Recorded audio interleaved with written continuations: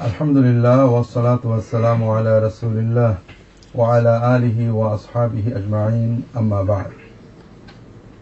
আমরা তোমাদের দাওয়া এবং তুলনামূলক ধর্মবিজ্ঞান বা ধর্মতত্ত্বের যে মৌলিক বিষয়গুলো, তার একটা হলো খ্রিস্টান ধর্ম এবং ইসলাম ধর্মের মধ্যে তুলনামূলক আলোচনার বিষয়বস্তু এবং এর ইতিহাস।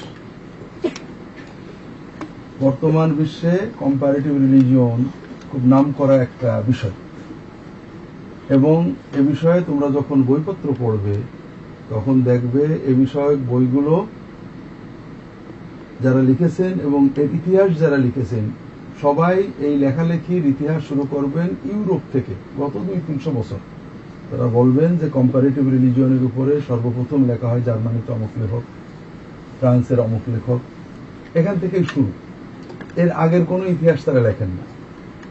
বাস্তবতা হলো কম্পারেটিভ রিলিজিয়নের যে বিষয়বস্তু, এটা নিয়ে সর্বপ্রথম লেখেন মুসলমানেরা। সর্বপ্রথম মুসলমানেরা এই বিষয়ে লেখেন। আর এই লেখার কারণ হলো মুসলমানদের আগে যে সকল ধর্ম ছিল, ইহুদি ধর্ম, খ্রিস্টান ধর্ম, হিন্দু ধর্ম, বৌদ্ধ ধর্ম,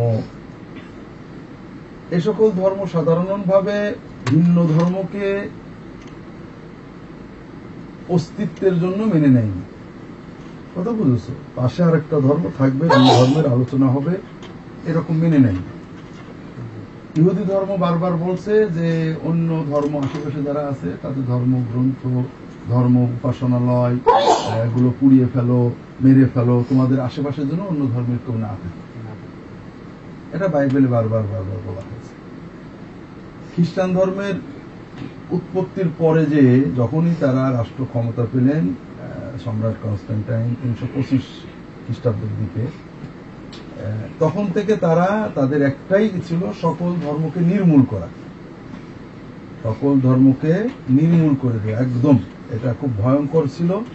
কাজেই সংলাপ বা কথাবার্তার কোনো পরিবেশ প্রয়োজন তারা কখনোই করেননি। আর কিছু বললেও এটা এত আক্রমণাত্মক ছিল যে এটা শুধু নিন্দাচারী ছিল, সংলাপ ছিল না। এটা যারা ধর্মের ইতিহাস জানেন সবাই জানেন। ইউরোপে তুলনামূলক গঠনমূলক আলোচনা আসলে গত 200-300 বছর যাবতই হচ্ছে। যখন পোপের কর্তৃত্ব কমে গেল, গবেষকরা ইহুদি ধর্ম, খ্রিস্টান ধর্ম, ইসলাম ধর্ম, হিন্দু ধর্ম নিয়ে স্বাধীন গবেষণা শুরু করলো। তারা এইসব ধর্মের লেখা শুরু করলো। কিন্তু মুসলমানরা সেই তাবেঈনদের যুগ থেকেই ধর্ম নিয়ে বই লিখেছেন, সব ধর্মের কথা উল্লেখ করেছেন। ইবনে হাজম লিখেছে, গাজালি লিখেছে, ইবনুল কাইয়িম লিখেছে, সবাই লিখেছেন। এবং তারা পড়লে অবাক হতে হয়, অত্যন্ত আন্তরিকতার সাথে লিখেছেন। ওই ধর্ম উপস্থাপনের সময় কোনো খোঁচা মারেননি, কোনো ব্যঙ্গ করেননি। তারা মুসলমান, তাদের ইসলামী মানে চেতনা ঠিক আছে, কিন্তু ভিন্ন ধর্ম উপস্থাপনের সময় তারা তাদের ধর্মগ্রন্থকে তো উপস্থাপনা করেছেন যে বাইবেলে এইটা আছে, তাওরাতে এইটা আছে, নতুন নিয়মে এইটা আছে, অমুকদের গ্রন্থে এটা তারা এইটা বলে। এরপরে তার সাথে তুলনা করেছেন বা আলোচনা সমালোচনা করেছেন। পরবর্তীতে মুসলমানদের ভিতরে এ বিষয়ক গবেষণা অন্যান্য বিষয়ের মতো স্তীমিত হয়ে যায়। ইউরোপ উন্নত হলো কখন? না, ইউরোপ উন্নত হলো যখন ইউরোপের মাথার উপর থেকে খ্রিস্টান ধর্মকে বিদায় দেওয়া হলো, সেকুলারিজম প্রতিষ্ঠা করা হলো। কারণ খ্রিস্টান ধর্ম অর্থাৎ চার্চ নিয়ন্ত্রিত খ্রিস্ট ধর্ম, এটা তাদের গলায় রশি দিয়ে রাখছিল। কোনো গবেষণা নেই, বিজ্ঞান নেই, সাহিত্য নেই।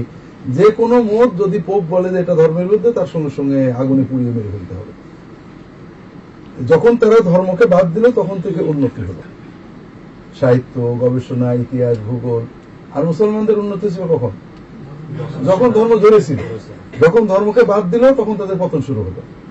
মুসলমানদের সাহিত্য ধর্ম প্রথম যুগে ভালো, মুসলমানদের সংস্কৃতি, মুসলমানদের কৃষ্টি কালচার, মুসলমানদের যুদ্ধ, মুসলমানদের বিজ্ঞান, মুসলমানদের ডাক্তারি সবই কখন ভালো ছিল? যখন ধর্মের ভিতরে ভালো ছিল, কোরআন পড়তো, মানে ইসলাম চর্চা ছিল। যখন ধর্ম কমে গেল তখন তাদের কর্মও কমে গেল, দুনিয়াবি চর্চাও কমে গেল, কোরআন পড়া কমে গেল, কোরআন বিষয়ক বই লেখা কমে গেল, ঠিক মেডিসিন বিষয়ক বই লেখাও কমে গেল। এই কমার ভিতরে ধর্মতত্ত্ব বিষয়ক বই। এই জন্য প্রথম 600 বছর 700 বছরের পরে আর তেমন কেউ কম্পারেটিভ রিলিজন নিয়ে লেখেন, অল্প স্বল্প লিখেছেন দু একজনে। আর আরো পরে শেষের দিকে বিগত প্রায় 400-500 বছর তেমন কেউ কিছু লিখছিলেন না। বিশেষ করে যখন মুসলমানরা ইউরোপের উপনিবেশের আন্ডারে চলে গেল, তখন ইলমি গবেষণাও কম, এলেমের জন্য সরকারি সাপোর্ট নেই, এ সময়ে তেমন লেখালেখি ছিল না। এই বিষয়ে প্রথম যে মৌলিক বই লেখা হয় তুলনামূলক ধর্ম বিষয়ে, অর্থাৎ হিন্দু ধর্ম, নাউজুবিল্লাহ, তোমার খ্রিস্ট ধর্ম, ইহুদি ধর্ম, বাইবেল, কোরআন, এগুলোর বিষয়ে যে তুলনামূলক লেখা হয় সেটা ছিল ইজহারুল হক, এই বইটা। কথা বলেছি আমরা আমাদের এই ক্লাসে নিয়মিত এই বইটার অন্তত সারসংক্ষেপ পড়ে বোঝার চেষ্টা করব কয়েকটা ব্যাপারে। প্রথম ব্যাপার হলো যে ইসলাম সম্পর্কে তখন যে পরিস্থিতিতে ইজহারুল হক লেখা হয়েছিল সেই পরিস্থিতিটা আবারও এখন ওইভাবেই বিদ্যমান। বুঝতে পেরেছ? 1850, 1870, 1900 খ্রিস্টাব্দের দিকে যে পরিস্থিতিতে রাহমাতুল্লাহ কিরানবী এই বইটা লিখেছেন সেই পরিস্থিতি বর্তমানে বিদ্যমান। দ্বিতীয় হলো ইসলামের বিরুদ্ধে যে অভিযোগগুলো ওই সময় বলা হতো, অভিযোগ মোটামুটি মুখতাসার একই কথা। একটা হলো নারী ঘটিত, একটা হলো জিহাদ, আর একটা হলো কোরআনের ভিতরে বিভিন্ন ভুল ভ্রান্তি আছে বলে দাবি করা, আর একটা হলো কোরআন দিয়ে তাদের ধর্ম প্রমাণের চেষ্টা করা।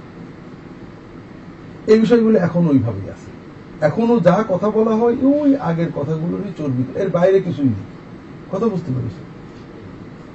তৃতীয় হলো রাহমাতুল্লাহ কিরানবী যে পদ্ধতিতে এটা রদ করেছেন, জবাব দিয়েছেন, এটা এখনো অতুলনীয়। যেমন গত 3-4 দিন আগে এক ভাই, কানাডা প্রবাসী বাংলাদেশী, কানাডার নাগরিক, তিনি মূলত একজন ইঞ্জিনিয়ার, টেক্সটাইল ইঞ্জিনিয়ার। তবে উনি যখন প্রায় 15 বছর হয়ে গেছে উনি কানাডায় সেটেল, উনি যখন কানাডায় যান তখন কানাডায় কিছু গার্মেন্টস ছিল, টেক্সটাইল ছিল, যেখানে কাজ করেছেন। এখন কানাডায় কোনো গার্মেন্টস বা টেক্সটাইল ফ্যাক্টরি নেই। কানাডার ব্যবসায়ীরা কি করেন? তাদের ফ্যাক্টরি কোথায় বানান? চীনে বানান, কোরিয়ায় বানান, ইন্ডিয়ায় বানান, বাংলাদেশে বানান। কেন? কারণ কানাডায় ম্যান পাওয়ারের দাম অনেক বেশি, শ্রমিকের বেতন অনেক দিতে হয়। যে টাকা দিয়ে তারা একটা শার্ট কানাডায় বানাবেন সেই টাকা দিয়ে 3টে শার্ট বাংলাদেশের প্রোডাকশন তারা কিনতে পারে। এই জন্য উনি বললেন যে এখন অন্যান্য চাকরি বাকরি যাই করি, মাঝে মাঝে ট্যাক্সি চালান। ট্যাক্সি যেহেতু চালান, ট্যাক্সিতে যখন প্যাসেঞ্জার উঠে, উনি দাড়িওয়ালা, ইসলামিক পোশাক পরে, দেখলে বোঝা যায় মুসলমান। এখন ওনাকে অনেকে খুব কটু কথা বলে মোহাম্মদ সাল্লাল্লাহু আলাইহি ওয়াসাল্লাম সম্পর্কে কটু কথা বলে। এটা একটা অদ্ভুত মানসিকতা। সেটা হলো মুসলমান কিন্তু কোন ধর্মের নবী, রসুল, ধর্মপতিকে কটু কথা বলে না। এটা মানসিকভাবে মুসলমান কখনো বলবে না। কোন মুসলমান কোন খ্রিস্টানকে আহত করতে যে যীশু খ্রিস্টান নামে নোংরা কথা বলবে, হিন্দুকে আহত করতে যে রাম বা কৃষ্ণের নামে নোংরা কথা বলবে, বা বৌদ্ধ ধর্মের কাউকে আহত করতে যে গৌতম বুদ্ধের নামে নোংরা কথা বলবে, এ প্রশ্নই ওঠে না। একজন অতি কম ধর্ম পালন করি, একেবারে ধর্মহীন মুসলমানের ভিতরে ইসলাম, এইটা মানসিকতা এরকম যে কোন ধর্মের ধর্মীয় অনুভূতিতে আঘাত দিতে হয় না। আর এর বিপরীতে ইউরোপের অদ্ভুত মানসিকতা যে তাদের কথার প্রথমে হলো মানুষের ধর্মীয় অনুভূতি আঘাত দেওয়া, এবং এটাকে তারা বাক স্বাধীনতা মনে করে। এটা আমার বাক স্বাধীনতা। ইউরোপে কিন্তু মানবাধিকার খুবই শক্ত। তুমি একজনের কথার ভিতরে যদি কালার ডিসক্রিমিনেশন, অর্থাৎ লোকটার কালো বলে কোনো ইঙ্গিত করো বা তার কালার সম্পর্কে, তোমার নামে কোর্টে কেস হয়ে যাবে। জেন্ডার ডিসক্রিমিনেশন, কোন লোকের সাথে কথার সময় যদি এমন কথা বলো, মেয়েরা এরকমই হয়, তোমার নামে কেস হয়ে যাবে। তো তুমি মানে নারী পুরুষের ভিতরে বৈষম্যমূলক কথা বলছো, কোন ভাষা, কোন বর্ণ, কোন তোমার কি বলে কালার, কোন ব্যক্তির কোন পরিচয় নিয়ে যদি তুমি এমন কথা বলো যেটা তার ডিসক্রিমিনেশন মনে হয়, তোমার বিরুদ্ধে কেস হবে, তুমি একজন মানুষ আঘাত দিয়েছো। কিন্তু ধর্ম নিয়ে কথা বলে তুমি প্রচন্ড হবে। ধর্মের নামে আছে, তোমাদের বলবো, ধর্ম মানুষের কালারের চেয়েও, মানুষের বর্ণের চেয়ে, মানুষের ভাষার চেয়েও অনেক বেশি হৃদয়ের ভিতরে থাকে। ধর্মের নামে কটু কথা বললে যে সে বেশি আহত হয়, এই বিষয়টা তারা মানতে রাজি না। ধর্মের বিরুদ্ধে কথা বলাকে বাকস্বাধীনতা মনে করে। আবার মজা আছে, যদি খ্রিস্টান ধর্মের বিরুদ্ধে বলা হয়, ওখানে আইন আছে ব্লাসফেমি আইন, এই আইনে বন্ধ হবে। যদি ইহুদি ধর্ম বা ইহুদি জাতীয়তাবাদের বিরুদ্ধে বলা হয়, অ্যান্টিসেমিটিজম আইন আছে, যে আইনে তার বিচার হবে। কথা বলছে, এটা গবেষণা বই লাগবা। বইটার বিষয় হলো হিটলার, যেটাকে বলা হয় হলোকাস্ট, হলোকাস্টের মাধ্যমে মানুষ মারেনি, ইহুদি মারেনি, এটা ঠিক না, তোমার জেল হয়ে যাবে। তুমি যতই তথ্য দিয়ে রাখো, কিন্তু তুমি ইসলামের নবীর নামে যত কথা বলো, এটাতে বরং এটা বাকস্বাধীনতা। যাই হোক, এটা তাদের মানসিকতা, মেন্টালিটি, তাদের কৃষ্টি। এখন ওই ভাই বলছে যে আমি যখন গাড়িতে অনেক সময় নন মুসলিম ওঠে এবং তারা ইউরোপিয়ান, যারা কানাডিয়ান অরিজিনাল, আমাকে দেখে বলছিলাম খুবই নোংরা কথা বলে অনেক সময়, মানে প্রশ্রয় আলোকেই বলে, যেটা খুবই আমাদের কষ্ট লাগে বা আঘাত লাগে। আমরা কি করব? এবং তোমরা জানো ইসলাম সম্পর্কে তাদের অভিযোগ, আমি বললাম যে দুটোই অভিযোগ বেশি না, একটা হলো নারী, একটা হলো জিহাদ। আর তো অভিযোগ হ্যাঁ এই দুটোই। এখন আমি একটা উদাহরণ দিলাম, তোমরা জানো ঝিনাইদহে একটা ছেলে আইটি ইঞ্জিনিয়ার, ওর কোম্পানির পক্ষ থেকে ওকে ফ্রি স্কাইপি দেওয়া হয়েছে, সারাদিন বিভিন্ন জায়গায় যোগাযোগ কথা বলে, এবং সব আমাদের ছেলেদেরকে, আমাদের বাংলাদেশের তরুণদেরকে বিভিন্ন মানুষ স্কাইপিতে বা ইমোতে বা ভাইবার বলা হয়, এরপরে তোমার হোয়াটসঅ্যাপ বলা হয়, এইসবে অনেকে চ্যাটের দাওয়াত দেয়, ব্রাজিল থেকে, তোমার মনে করো চীন থেকে, বুলগেরিয়া থেকে, বিভিন্ন জায়গা থেকে। যখন তারা মানে এটা অ্যাকসেপ্ট করে, তখন তারা বলে তোমার নাম কি, দেশের বাড়ি কোথায়, তোমার ধর্ম কি, তখন ইসলাম বলে, ইসলাম তো কোনদিন শুনিনি। ওরা ট্রেন্ড, প্রশিক্ষিত খ্রিস্টান প্রচারক, কিন্তু বলবে ইসলাম তো জানি না, কি বলো, তোমাদের ধর্মগ্রন্থের নাম বলো, তোমাদের নবীর নাম বলো, তো বলে তোমার। এখন বলে যে আচ্ছা আমি দেখলাম তোমাদের কোরআনে মানুষ মারার কথা আছে, অমুক সূরার অমুক আয়াতে পড়ে দেখ। তাই সাধারণত যুবক কোনদিন পড়িনি, যে মানুষ মারার কথা আছে, ওর ভিতরে দ্বিধা তৈরি হয়। এরপরে এক এক করে প্রশ্ন করে, ছোট ছোট এইরকম প্রশ্ন করে করে ওই ছেলেটার ভিতরে একটা সন্দেহ, খ্রিস্টান ধর্ম ঠিক এরকম একটা জায়গায় মুসলমান তার বন্ধুদের সাথে ইসলামের বিরুদ্ধে খ্রিস্টান ধর্মের পক্ষে বিতর্ক করে। আমাদের এক ছাত্র বলল যে স্যার আমাদের এক বন্ধু ওর সাথে নষ্ট হয়ে যাচ্ছে, নিয়ে আসো তাকে। তখন তাকে ওরা সে নিয়ে আসলো, নিয়ে আসার পরে আমি বললাম কি বিষয়, বললো যে এই যে সব প্রশ্ন আমার ওই খ্রিস্টান বন্ধু দেয়, প্রশ্নগুলোর অনেকগুলো প্রশ্ন, বলে যে আমি মিলিয়ে দেখেছি এগুলো তো কোরআনে আছে, মানুষ মারার কথা আছে কোরআনে। বললাম যে প্রথম প্রশ্ন কি? প্রথম প্রশ্ন হলো এটা কমন প্রশ্ন, হু কিল মেনি পিপুল, অনেক মানুষ মেরেছে কে? তারা বল মোহাম্মদ অনেক মানুষ মেরেছে। এখন মুসলমান তো বুঝতে পড়বেন, তাই তো মোহাম্মদ মানুষ মেরেছেন, তো যুদ্ধ জিহাদ করেছেন, কম বেশি তো মেরেছেন। আর খ্রিস্টানদের নবী তো মারি টারিনি, কাজে সে তো ভালোই বলা চলে। এরপরে who order to kill people for not following his religion, তার ধর্ম না মানলে মানুষ মারতে হুকুম করেছেন কে? এরপরে হলো হু ম্যারিড এ 9-year-old বেবি, 9 বছরের শিশুকে বিয়ে করেছে কে? আরো অনেক প্রশ্ন আছে।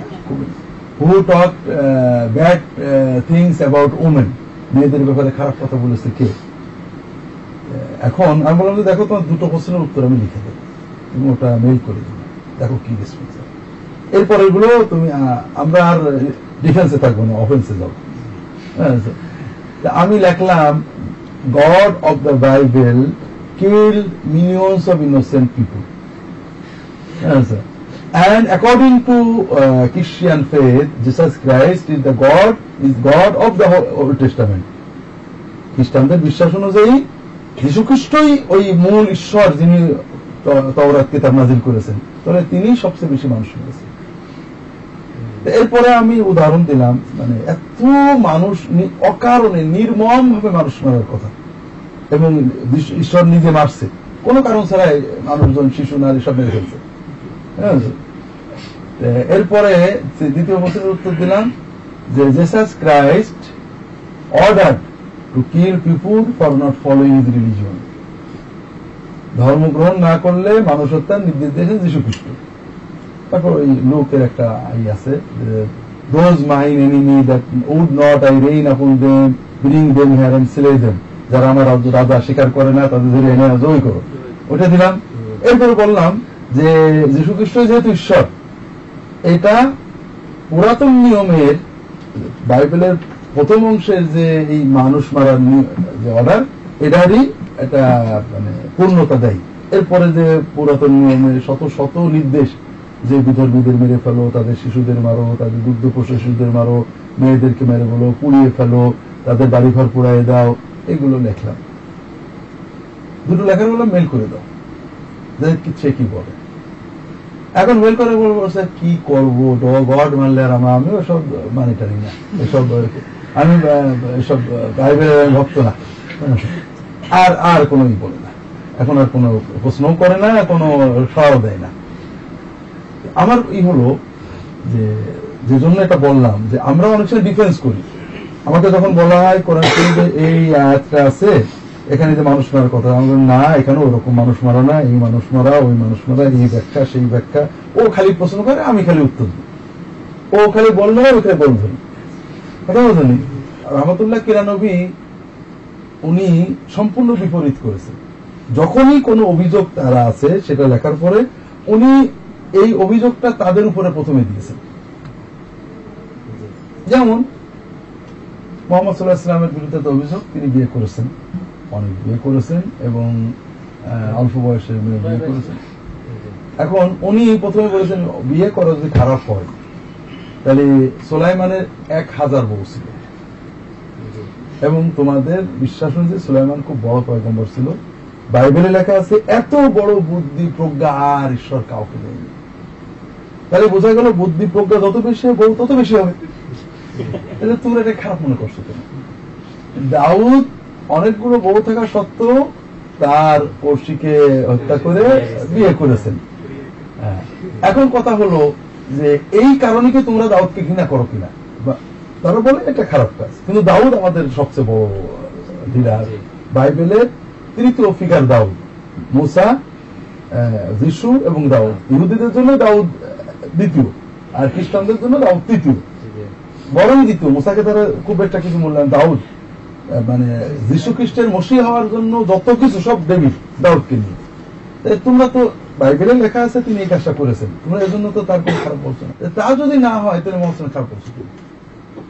ওনাকে আমি ওইটা বললাম যে আমাদের প্রবলেম হলো আমরা ডিফেন্সিভ হই, শুধু ব্যাখ্যা দেওয়ার চেষ্টা করি। তার ধর্মের ভিতরে যেটা আছে, এমনকি নাস্তিকতা, নাস্তিকরা কি বলছে বহু বিবাহ খুব খারাপ, কিন্তু একই সাথে বহু ব্যভিচার তো আর খারাপ বলছে না তারা। হ্যাঁ, বহু ব্যভিচার ভালো না বহু বিবাহ ভালো? কারণ বহু ব্যভিচার করলে, বহু লিভ টুগেদার করলে ওই নারীটা অধিকার বঞ্চিত হয়, তো সেই স্ত্রীর মতোই সেবা দিচ্ছে, কিন্তু আইনগত কোন অধিকার পাচ্ছে না।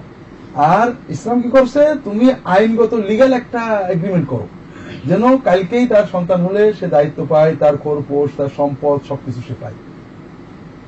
মানবাধিকারের দিক থেকে যারা বহু ব্যভিচারবাদী, তারা বহু ব্যভিচারকে বৈধ বলে বহু বিবাহকে খারাপ বলবে, এটার কোনো সুযোগ নেই। আর বহু বিবাহ ইসলাম শুরু করেনি, ইসলাম বহু বিবাহকে নিয়ন্ত্রণ করেছে। যারা বহু বিবাহ 16 আনা বন্ধ করেছেন, তারা অনেকটাই মানবতা বিরোধী কাজ করেছে। কারণ অনেক সময় মানুষের একটা ওয়াইফ অসুস্থ হয়ে গেছে, তার কোনো সমস্যা হয়েছে, সন্তান পালনের সমস্যা হচ্ছে, তার স্ত্রী দরকার। আধুনিক আইনে কি করতে হবে, এটাকে তালাক দিয়ে আরেকটা বিয়ে, ওই মেয়েটা অসহায় হয়ে গেল, মেয়েটাও চায় না তালাক পাক, সেও চায় না তালাক পাক, কিন্তু তার স্ত্রী লাগবে। কথা বুঝতে পেরেছি? এই জন্য যেটা বলছিলাম যে ওনাকে বললাম যে রহমতুল্লাহ কিরানবী যে পদ্ধতিতে একটা আলোচনা করেছেন এটা এখনো কার্যকর। তিনি প্রচুর গভীরভাবে বাইবেল এবং ধর্মগ্রন্থ পড়েছেন, যে কারণে উনি যে কোনো বিষয়ে কথা বললেই প্রথমত তাদেরকে তাদের বাইবেলে যে বিষয়টা আছে এটা তুলে ধরতেন। দ্বিতীয়ত ইসলাম, বাইবেলের তুলনায় ইসলাম কতটুকু মানবতার দিকে এগিয়েছে এটা তুলে ধরতেন। এরপরে ইসলামের কাজের ব্যাখ্যাটা তিনি প্রচার করতেন শেষে। এখন এই প্রেক্ষাপটটা এখন বেশি হয়েছে, কারণ বিশ্বটা এখন গ্লোবালাইজড হয়ে গেছে, ছোট একটা গ্রামের মতো হয়ে গেছে, যে কারণে সব জায়গার কথা সব জায়গায় আসে। আরেকটা বিষয় আছে, বাস্তবতা হলো ইউরোপ আমেরিকার মানুষেরা খ্রিস্ট ধর্মকে রিফিউজ করছে। সেসব দেশের মানুষেরা গতানুগতিক কিছু খ্রিস্টান আছে, নাস্তিক কম, ধর্মহীন ব্যাপক।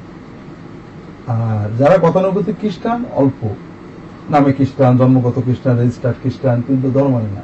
আর যারা শিক্ষিত, একবার বাইবেল পড়েছে, তারা অধিকাংশ এক খ্রিস্টান থেকে নাস্তিক। কথা বুঝতে পেরেছে? ইউরোপে আর বাইবেল দিয়ে, মেরাকল দিয়ে এইসব যীশু খ্রিস্ট মুক্তি দেবে বলে আর খ্রিস্টান ধর্ম কেউ নিচ্ছে না। কথা বুঝেছ? কারণ এর বিশ্বাসগুলো খুব জটিল এবং অবৈজ্ঞানিক, আর কোনো কর্ম নেই। মানুষ কিছু কর্ম চায়। একটা ধর্ম আছে, এটা মর্মন বলা হয়। মর্মন খুবই একটা বিকৃত ধর্ম, কিন্তু আমেরিকায় এগুলো মানুষ অনেক গ্রহণ করে। কারণ মর্মনদের আমল আছে, সকালে সন্ধ্যায় ওজিফা আমল বিভিন্ন। খ্রিস্টানদের কোন আমলই নেই, মানুষ তো কিছু আমল চাই, বুঝেছ? যে কারণে ইউরোপে, আমেরিকায়, সভ্য দেশগুলোতে খ্রিস্ট ধর্মের প্রচার প্রসার স্তব্ধ হয়ে গেছে। নতুন আর কেউ খ্রিস্টান আসছে না, নাস্তিক হচ্ছে, বাড়ছে।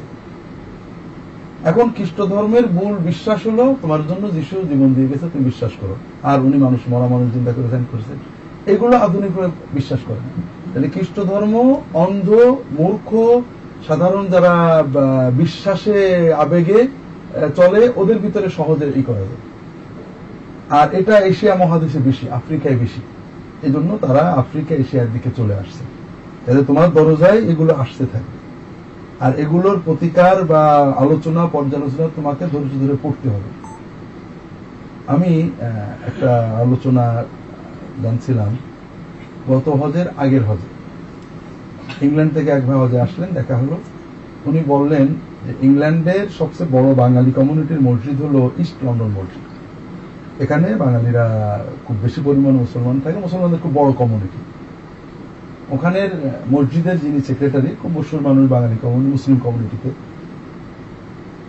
বিবিসির একটা চ্যানেল আছে ধর্ম বিষয়ক, কি চ্যানেল 6 বললেন না 2 বললেন, ওখানে একটা সাক্ষাৎকার দিতে নিয়ে গেছে। এই সাক্ষাৎকারে উনি ওনাকে প্রশ্ন করেছে, প্রথমেই বলেছে শেখ সুদাইসের ব্যাপারে আপনার কি মত? খুব ভালো। বলে সুদাইসকে তো আপনি আপনার মসজিদের দাওয়াত দিতেন, ওয়াজের জন্য নিয়ে আসতেন। হ্যাঁ, তখন ওরা আগে একটা রেডি করে রাখছে, সুদাইসের একটা ক্যাসেট বাজাই শুনেছে। উনি দোয়া করছেন, আল্লাহুম্মা আনিল ইয়াহুদা নাসারাল্লাযিনা সুদ্দুনা সাবিকা ইত্যাদি। আল্লাহ যেসব ইহুদি নাসারা আপনার দিন বন্ধ করে দেয়, মানুষদেরকে তাদের লানত করেন। এখন তারা বলছে, দেখো তোমাদের ইস্ট লন্ডন মসজিদের পাশে ইহুদি কমিউনিটি আছে, কই তারা তো তোমাদের লানত করে না, তোমরা লানত করছে সুদাইস, এটা কোন ধর্ম, মানবিকতা? এখন উনি নানান ভাবে এটা ব্যাখ্যার চেষ্টা করছেন, কিন্তু দর্শকদের কাছে কোনো স্যাটিসফ্যাক্টরি কিছু দিতে পারেননি, উনি আটকা পড়ে গেছেন। আমি বললাম যে আমাকে যদি ওই মুহূর্তেই যে আমাকে প্রশ্ন করলে প্রথমেই বলতাম যে পাপীদেরকে লানত করা এটা বাইবেলের নির্দেশ, এটা ঈশ্বরের নির্দেশ, অমুক অমুক জায়গায় নেই। আর বিশেষ করে ইহুদিদের লানত করা যীশু খ্রিস্টের সুন্নাত, ওনার রীতি উনি খুব লানত করেছেন। হ্যাঁ, সকল বংশধরেরা ভাই পার্স, জি জি জি জি পরিষেবা, জি একই জায়গায়। এছাড়া উনি অভিশাপ করেছেন যে জাকারিয়া থেকে হবেল থেকে জাকারিয়া পর্যন্ত যত মানুষ, সব অভিশাপ তোমাদের উপর, তোমাদের ধ্বংস হইতে হবে। এরপরে উনি গ্রাম তুলে তুলে কাফারহুম, অমুক গ্রাম, তাদের উপর গজব আসবে, অভিশাপ দিয়েছেন। যাই হোক, বেশি তথ্য লাগে না, তুমি এইটুক বললেই ওরা প্রসঙ্গটা কেটে কথা বুঝতে পারো না। এই জন্য আমাদের যেহেতু গ্লোবাল ভিলেজ হয়ে যাচ্ছে বিশ্ব, কাজে তোমার ধর্ম তোমার স্যাটিসফ্যাকশনের জন্য, আমরা বিশ্বাস করি ইসলাম সর্বশেষ যে শরিয়া মুহাম্মাদী আসছে এটাই আল্লাহ সর্বোত্তম শরিয়া দিয়েছেন। কিন্তু তোমার এই বিশ্বাসটা যত তুমি বিভিন্ন ধর্ম পড়বে তত গভীর হবে, তুমি নিজেই বুঝতে পারবে যে এটাই বাস্তবতা।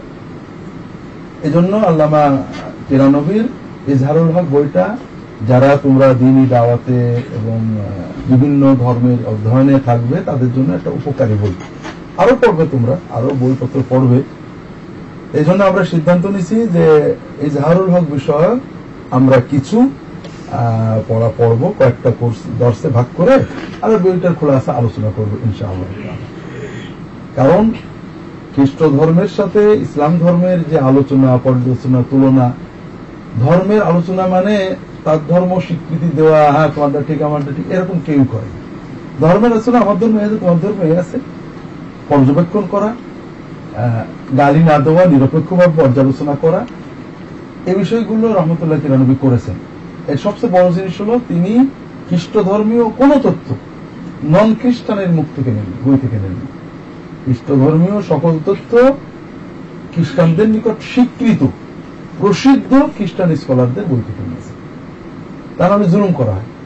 আমাদের সমাজে এখন আমরা বিশ্ববিদ্যালয়ে পিএইচডি অনেক সময় দেখা যায় আমাদের ধর্মতত্ত্বের দাওয়া, হাদিস, কোরআন বিভিন্ন বিভাগের ছাত্ররা হয়তো অন্য ধর্মের একটা তথ্য এনেছে, রেফারেন্স দিয়েছে মুসলমানের একটা বই। আমি খুব কঠিন ভাবে এটা ধরি, এটা বৈধ না। মুসলমানের দেখা বই থেকে তুমি হিন্দুদের একটা তথ্য আনবে, এটা গবেষণায় এটা অবৈধ। আর তুমি একজন হিন্দু গবেষকের বই থেকে হিন্দু ধর্ম বিষয়ক বই আলোচনা, তাদের কাছে স্বীকৃত গবেষক থেকে রহমতুল্লাহ কিরানবী স্ট্যান্ডার্ড 16 আনা ফলো করেছে। এই জন্য আমরা ইনশাআল্লাহ রহমতুল্লাহ কিরানবীর এই বিষয়গুলো আলোচনা করব ইনশাআল্লাহ। তোমাদের এই বিষয় নিয়ে এইটুক নিয়ে কোনো প্রশ্ন বা জানার আছে? মাঝখানে একটা কথা বাদ পড়েছে, ওই যে লোকটার কথা আলোচনা করা হচ্ছিল। হ্যাঁ, ওনাকে ওইটা বললাম যে ওনাকে এই ঘটনা বললাম যে আপনাদেরকে বাইবেল স্টাডি করতে হবে, বাইবেল বিষয়ক বইগুলো স্টাডি করতে হবে, রহমতুল্লাহ কিরানবীর বই সহ বিভিন্ন বই, বিশেষ করে যে পয়েন্টে তারা ইশকাল করে, দুটো পয়েন্ট, নারী এবং জিহাদ, এটাই মেন। গণতন্ত্র একটা বিষয়, এটা ওর সাথেই থাকে, অর্থাৎ মানুষের স্বাধীনতা, বাক স্বাধীনতা, এবং এসব বিষয়ে খ্রিস্ট ধর্ম কি বলে, ইসলাম কি বলে আপনাদের জানতে হবে। নারী বিষয়ক যদি বাইবেলের বিষয়গুলো জানা থাকে এবং আমাদের ইসলাম কি বলে জানা থাকে তাহলে আপনি সহজে বলতে পারবেন। জিহাদ বিষয়ক তোমাদের একবার বলেছিলাম, ওনাকেও বললাম এই ঘটনা যে একজন ওরকম কানাডায় বাঙালি মুসলমান, কানাডায় উনি মূলত বাংলাদেশে থাকতে খুব খারাপ মানুষ ছিলেন, কানাডায় যে একজন মুসলিম কানাডার হাতে পড়ে আল্লাহর মতো খুব দিনের দায়ী হয়ে গিয়েছেন। উনি বলছেন যে উনি দাঁড়িয়ে রাখেন, ওনার দাঁড়িয়ে ছবি আমি দেখছি, এবং উনি ওই অবস্থায় গাড়ি চালান। কোন কেউ আসলে তাকে ইসলামী পরিচয় দেন, কথা বলেন। একজন উঠে প্রথমে ওনাকে মুসলমান দেখে বলেছে যে দেখো বর্তমানে এই বিশ্বে যত হানাহানি খুন খারাপির জন্য তোমরা ইসলাম দেয়, দেখো 9/11 বা বিভিন্ন সময়ে যে ঘটনাগুলো, কত মানুষ তোমরা অপরাধে মারছো। হ্যাঁ তুমি ঠিকই বলেছো, বিশ্বের মানুষের এই যে মৃত্যুর জন্য আসলে আমরাই দায়ী। এই যে আমেরিকাতে, নর্থ আমেরিকায় অর্থাৎ ইউএসএ এবং কানাডায় কয়েক মিলিয়ন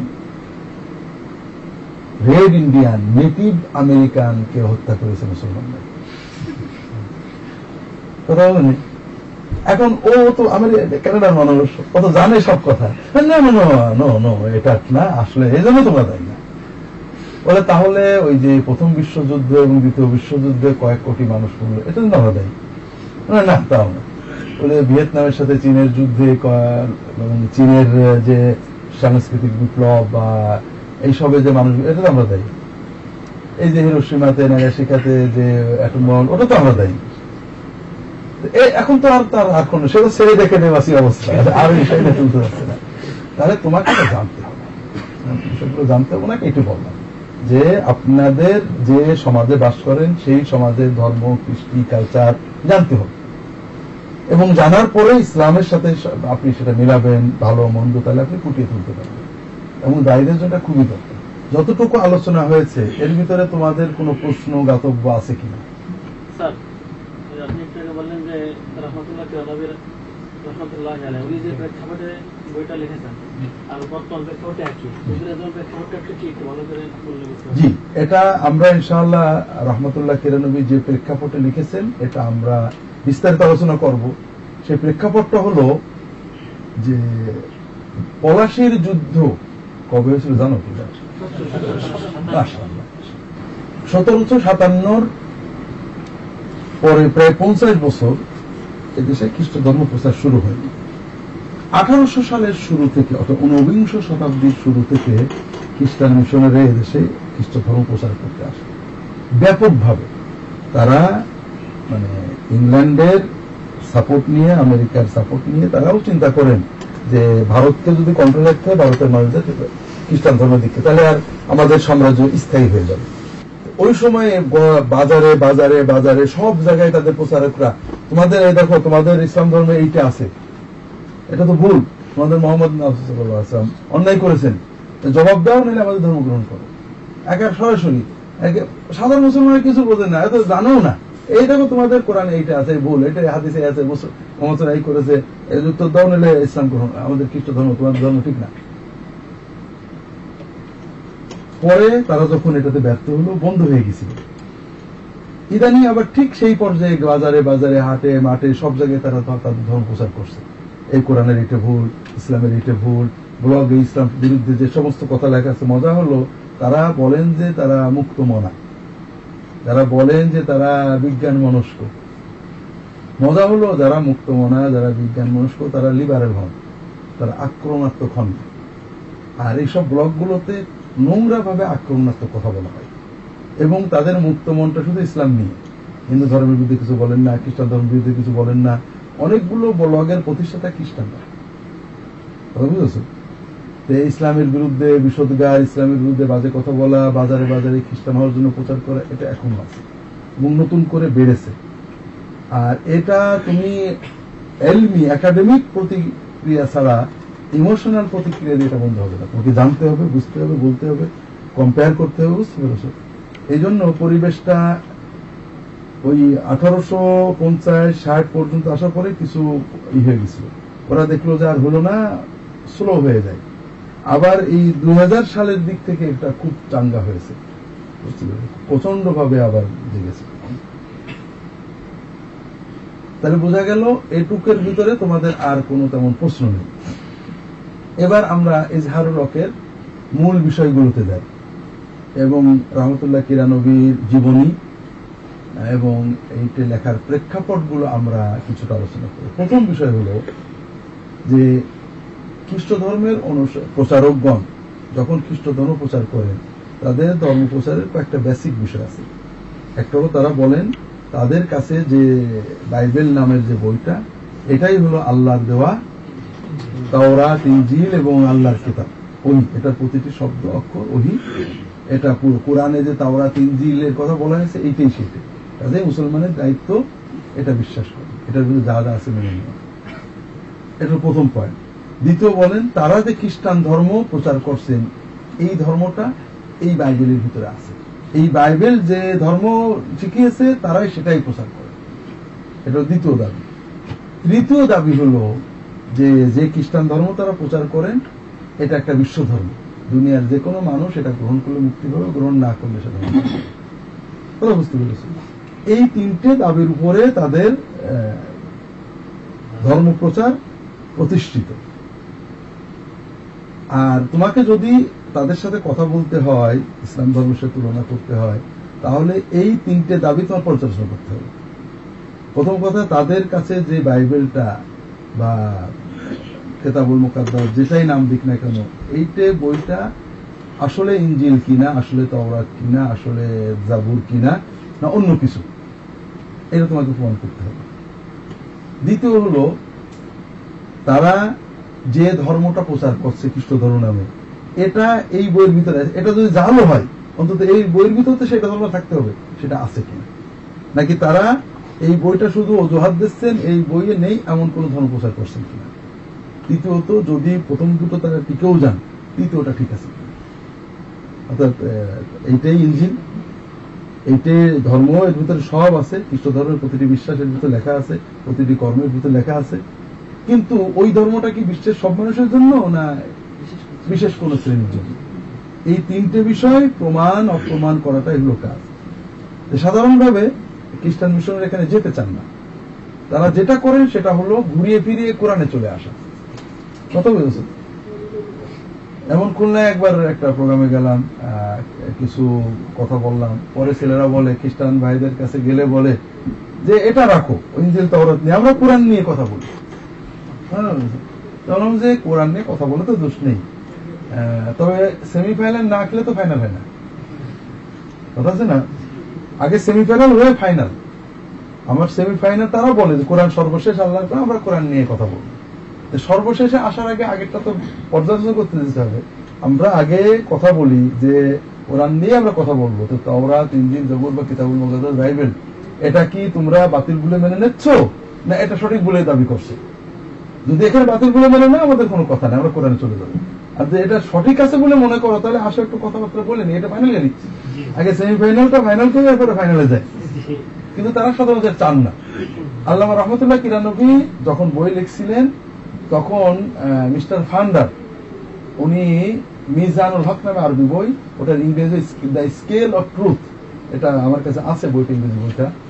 এখনো পর্যন্ত ওই বইটায় প্রচারকদের সহায় কোরআনের অনেক আয়াত দিয়ে বলেছেন যে তিনি কিছু দাবি করেছেন যে তাওরাত, ইনজিল মানসুখ হয়নি, কোরআনে কোথাও নেই, এটার ভিতরে কোনো জালিয়াতি বা ভুল ভ্রান্তি নেই, বিকৃতি নেই, এবং খ্রিস্ট ধর্ম সঠিক, এইসব ব্যাপারে কোরআন দিয়ে তিনি দাবি করেছেন। এবং রাসূলুল্লাহ সাল্লাম ভুল বা বিভিন্ন রাসূলুল্লাহ সাল্লামের বিরুদ্ধে অনেক কথা লিখেছেন সেখানে।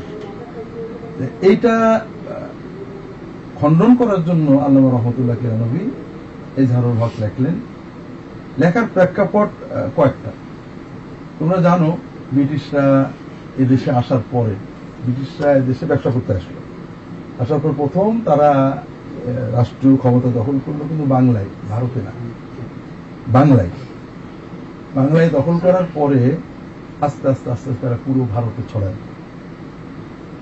ওই সময়ে 1800 শুরু থেকে 1850 পর্যন্ত তারা বাজারে, মাঠে ঘাটে প্রচন্ড শক্তিতে খ্রিস্ট ধর্ম প্রচার করে হিন্দু মুসলমান সবাইকে মানে একেবারে কোণঠাসা করে দিল। হ্যাঁ, তোমার ধর্ম ঠিক না, এই দেখো। তারা বহসের চ্যালেঞ্জ দিত। খ্রিস্টান প্রচারকদের বৈশিষ্ট্য হলো তারা যে দেশে যান সেই দেশের ভাষা খুব ভালো শিখে আসে। প্রচারকরা ফার্সি, আরবি শিখে আসলো, উর্দু, হিন্দি শিখে আসলো। এখন বলে তোমাদের আলেমদের বলো বহস করতে হবে। তা আলেমরা তো বহস করতে পারেন না, তারা বোঝেন না। এরপরে তারা বলেন যে আমরা তো ইংরেজি জানি না, কিন্তু বহস করবো। তার না, আমরা উর্দুতে ফার্সিতে করবো। তো মুসলমানদের ভিতরে যখন কেউ বহসে ডাকে, বোঝো তো মুসলমানদের কাম বহস পেলে খুশি, আর বহসে সাড়া না দিলে মনে করে দুর্বলতা আছে। তেমন আলেমরা যতই আদব করে যেভাবে বলেন, মুসলমানরা খুব হতাশ হয়ে যায়, তাহলে তো ওদের কোথায় কি ঠিক হলো নাকি? এই পরিস্থিতিতে আল্লামা রহমতুল্লাহ কিরানবী এগিয়ে আসেন। কত বুঝতে পেরেছি? এখানে তোমাদের রহমতুল্লাহ কিরানবীর প্রেক্ষাপটটা আলোচনা করব, তার আগে তোমাদের একটা বহসের কথা বলি। এটা কি জন্য বহসটা অনেক সময় কৌশলে হয়, তোমরা জানো কিনা? এই সময় বহস হবে না, কারোর বহস করতে আলেমরা রাজি না। রহমতুল্লাহ কিরানবী রাজি হয়েছেন। এক বহস, এটা সর্বশেষ বহস না, অন্য একটা বহসের কথা বলছি।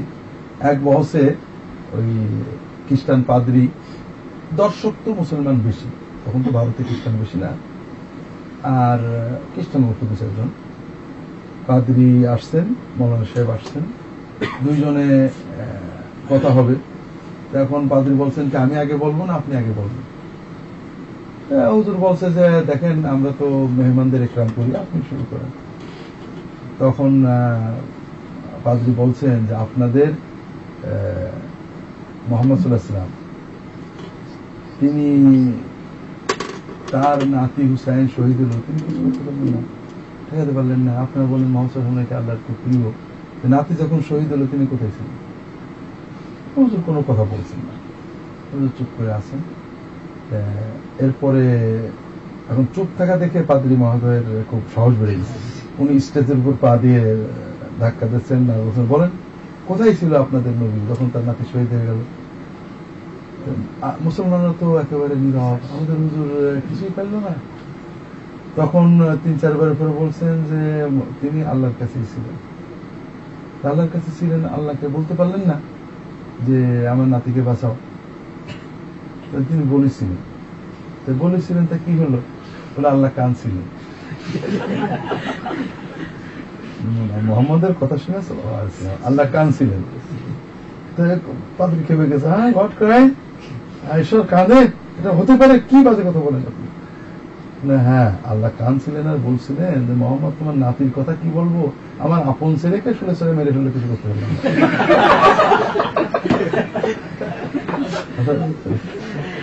এগুলো হলো মানে ঠগানোর কথা, বুঝেছেন?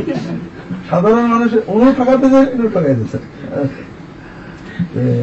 এই পরিস্থিতিতে যখন আলেমরা আস্তে আস্তে বহসের দিকে এগিয়ে আসতে লাগলেন, সেই পরিস্থিতিতে আল্লামা রহমাতুল্লাহ কিরানবী উনি বহসের ডাকে সাড়া দিলেন, নিজে কিছু অধ্যয়ন করলেন।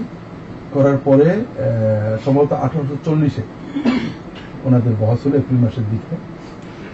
বহসে খ্রিস্টানদের সবচেয়ে বড় প্রচারক ছিলেন মিস্টার ফান্ডার, আর এর পক্ষে ছিলেন আমাদের রহমতুল্লাহ কিরানবী।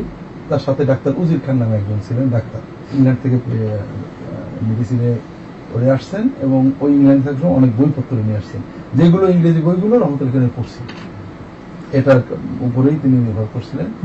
যাই ওখানে কয়েকটা বিষয়ে বহসেরই হয়। বহস একটা হলো তাওরাত, ইনজিল, জবুর, বাইবেলের ভিতরে কোনো বিকৃতি আছে কি না, এটাকে নির্ভুল, এটা প্রথম। 2 নম্বর হলো বাইবেলের কিছু নস্খ হতে পারে কিনা, মানসিক হতে পারে কিনা। 3 নম্বর যীশু খ্রিস্ট ঈশ্বর কিনা। 4 নম্বর মোহাম্মদ সাল্লাল্লাহু আলাইহি ওয়াসাল্লাম নবী। 4টি বিষয়। প্রথম বিষয়ের বহস যখন শুরু হলো, রহমতুল্লাহ কিরানবী অনেক বিকৃতি তুলে ধরলেন। এরপরে উনি শেষে ওই ফান্ডার স্বীকার করলেন, হ্যাঁ বাইবেলের ভিতরে অল্প কিছু ভুলভ্রান্তি বিকৃতি ঢুকেছে, তবে এর দ্বারা বাইবেলের মৌলিকত্ব নষ্ট হয়নি। তখন ওই বিচারকদেরকে প্রশ্ন করলেন কিরানবী, একটা ডকুমেন্ট, একটা জমির দলিলের ভিতরে 3-4 জায়গায় জালিয়াতি প্রমাণ হয়েছে, এখন ওই দলিলটা বিচারক গ্রহণ করবেন। তখন ওখানে মুসলমানদের একজন বিচারক ছিলেন, না আমি এই দলিল গ্রহণ করে রাখবো না। আর খ্রিস্টানদের পক্ষে যারা ছিলেন তারা কোনো চুপ করতে কথা বললেন না। এতে ফান্ডার হেরে গেলেন। পরের দিনের বহসে উনি না এসে ইংল্যান্ডে পালিয়ে গেলেন। এখন লক্ষ্য করো, আমরা মনে করি ইউরোপের মানুষের উদার, এটা 1840 সালের দিকে হলো। সিপাহী বিদ্রোহ হলো কবে? 1852। মাশাআল্লাহ, এটা কিন্তু অল্প সময়। ওই সময় একদিকে সিপাহী বিদ্রোহ কিন্তু হয়েছিল কি জন্য জানো? এই ধর্মের চাপ দিয়ে হিন্দু মুসলমান সবার উপরেই তারা একটা আক্রোশমূলক ধর্মীয় করছে, খ্রিস্টানিতে হবে। সিপাহী বিদ্রোহ তো মূলত ছিল তাদের এই ধর্মীয় বাড়াবাড়ির প্রতিবাদ। তোমরা জানো হিন্দুরা এতে শরিক ছিলেন, মুসলমানরাও শরিক ছিলেন। ওদের আক্রোশটা ছিল রহমতুল্লাহ কিরানবীর উপরে প্রচন্ড। তারা ওই যুদ্ধের সময় ওনার মাথার দাম ঘোষণা করলো, 1 লাখ রুপি দেওয়া হবে তাকে জীবিত বা মৃত নিতে পারবে। এবং তার সব বই, ওই সময় অনেকগুলো বই লিখেছেন, সব বই বাজেয়াপ্ত করা হলো, কারোর কাছে বই পাওয়া গেলে তাকে শাস্তি দেওয়া হবে। এটা কিন্তু যুদ্ধের কারণে না, কিসের কারণে? ওরা চাইছিল ওনার স্তব্ধ করে। উনি কিন্তু আল্লাহ তা চাননি। উনি গোপনে চলে গেলেন এসে মক্কায়। ওই সময়ে মক্কায় যাওয়ার পরে মক্কা তো তখন উন্মুক্ত, সব মুসলমান যাইতো চলতো, কোন রকম থাকতেন। মক্কায় হারামে দর্শন, ওই দর্শনে বসে বসে হাজির থাকতেন। তখন কিন্তু অসহায়, কি করবেন, দেশ থেকে চলে গেছেন। ওখানে একদিন ওই যিনি শায়েখ দর্শ দিচ্ছেন তাকে ওই এক বিষয়টা বললে, প্রশ্ন করলেন। প্রশ্ন শুনে শায়েখ বুঝতে পেরেছে একটু সাধারণ লোক না, ভিতরে কিছু আছে। তো উনি জিজ্ঞেস আপনি কে? বলে আমি ইন্ডিয়ান একজন মহাজির। না আপনি বলেন। ওরা বলেছে আমার নামে এই ব্যাপার। তো ওই শায়েখ খুব সম্মান করে ওনাকে বাড়িতে রেখেছেন, ওনার একটা ভাতার ব্যবস্থা করেছেন। মোটামুটি উনি একরামের সাথে ওখানে আছেন।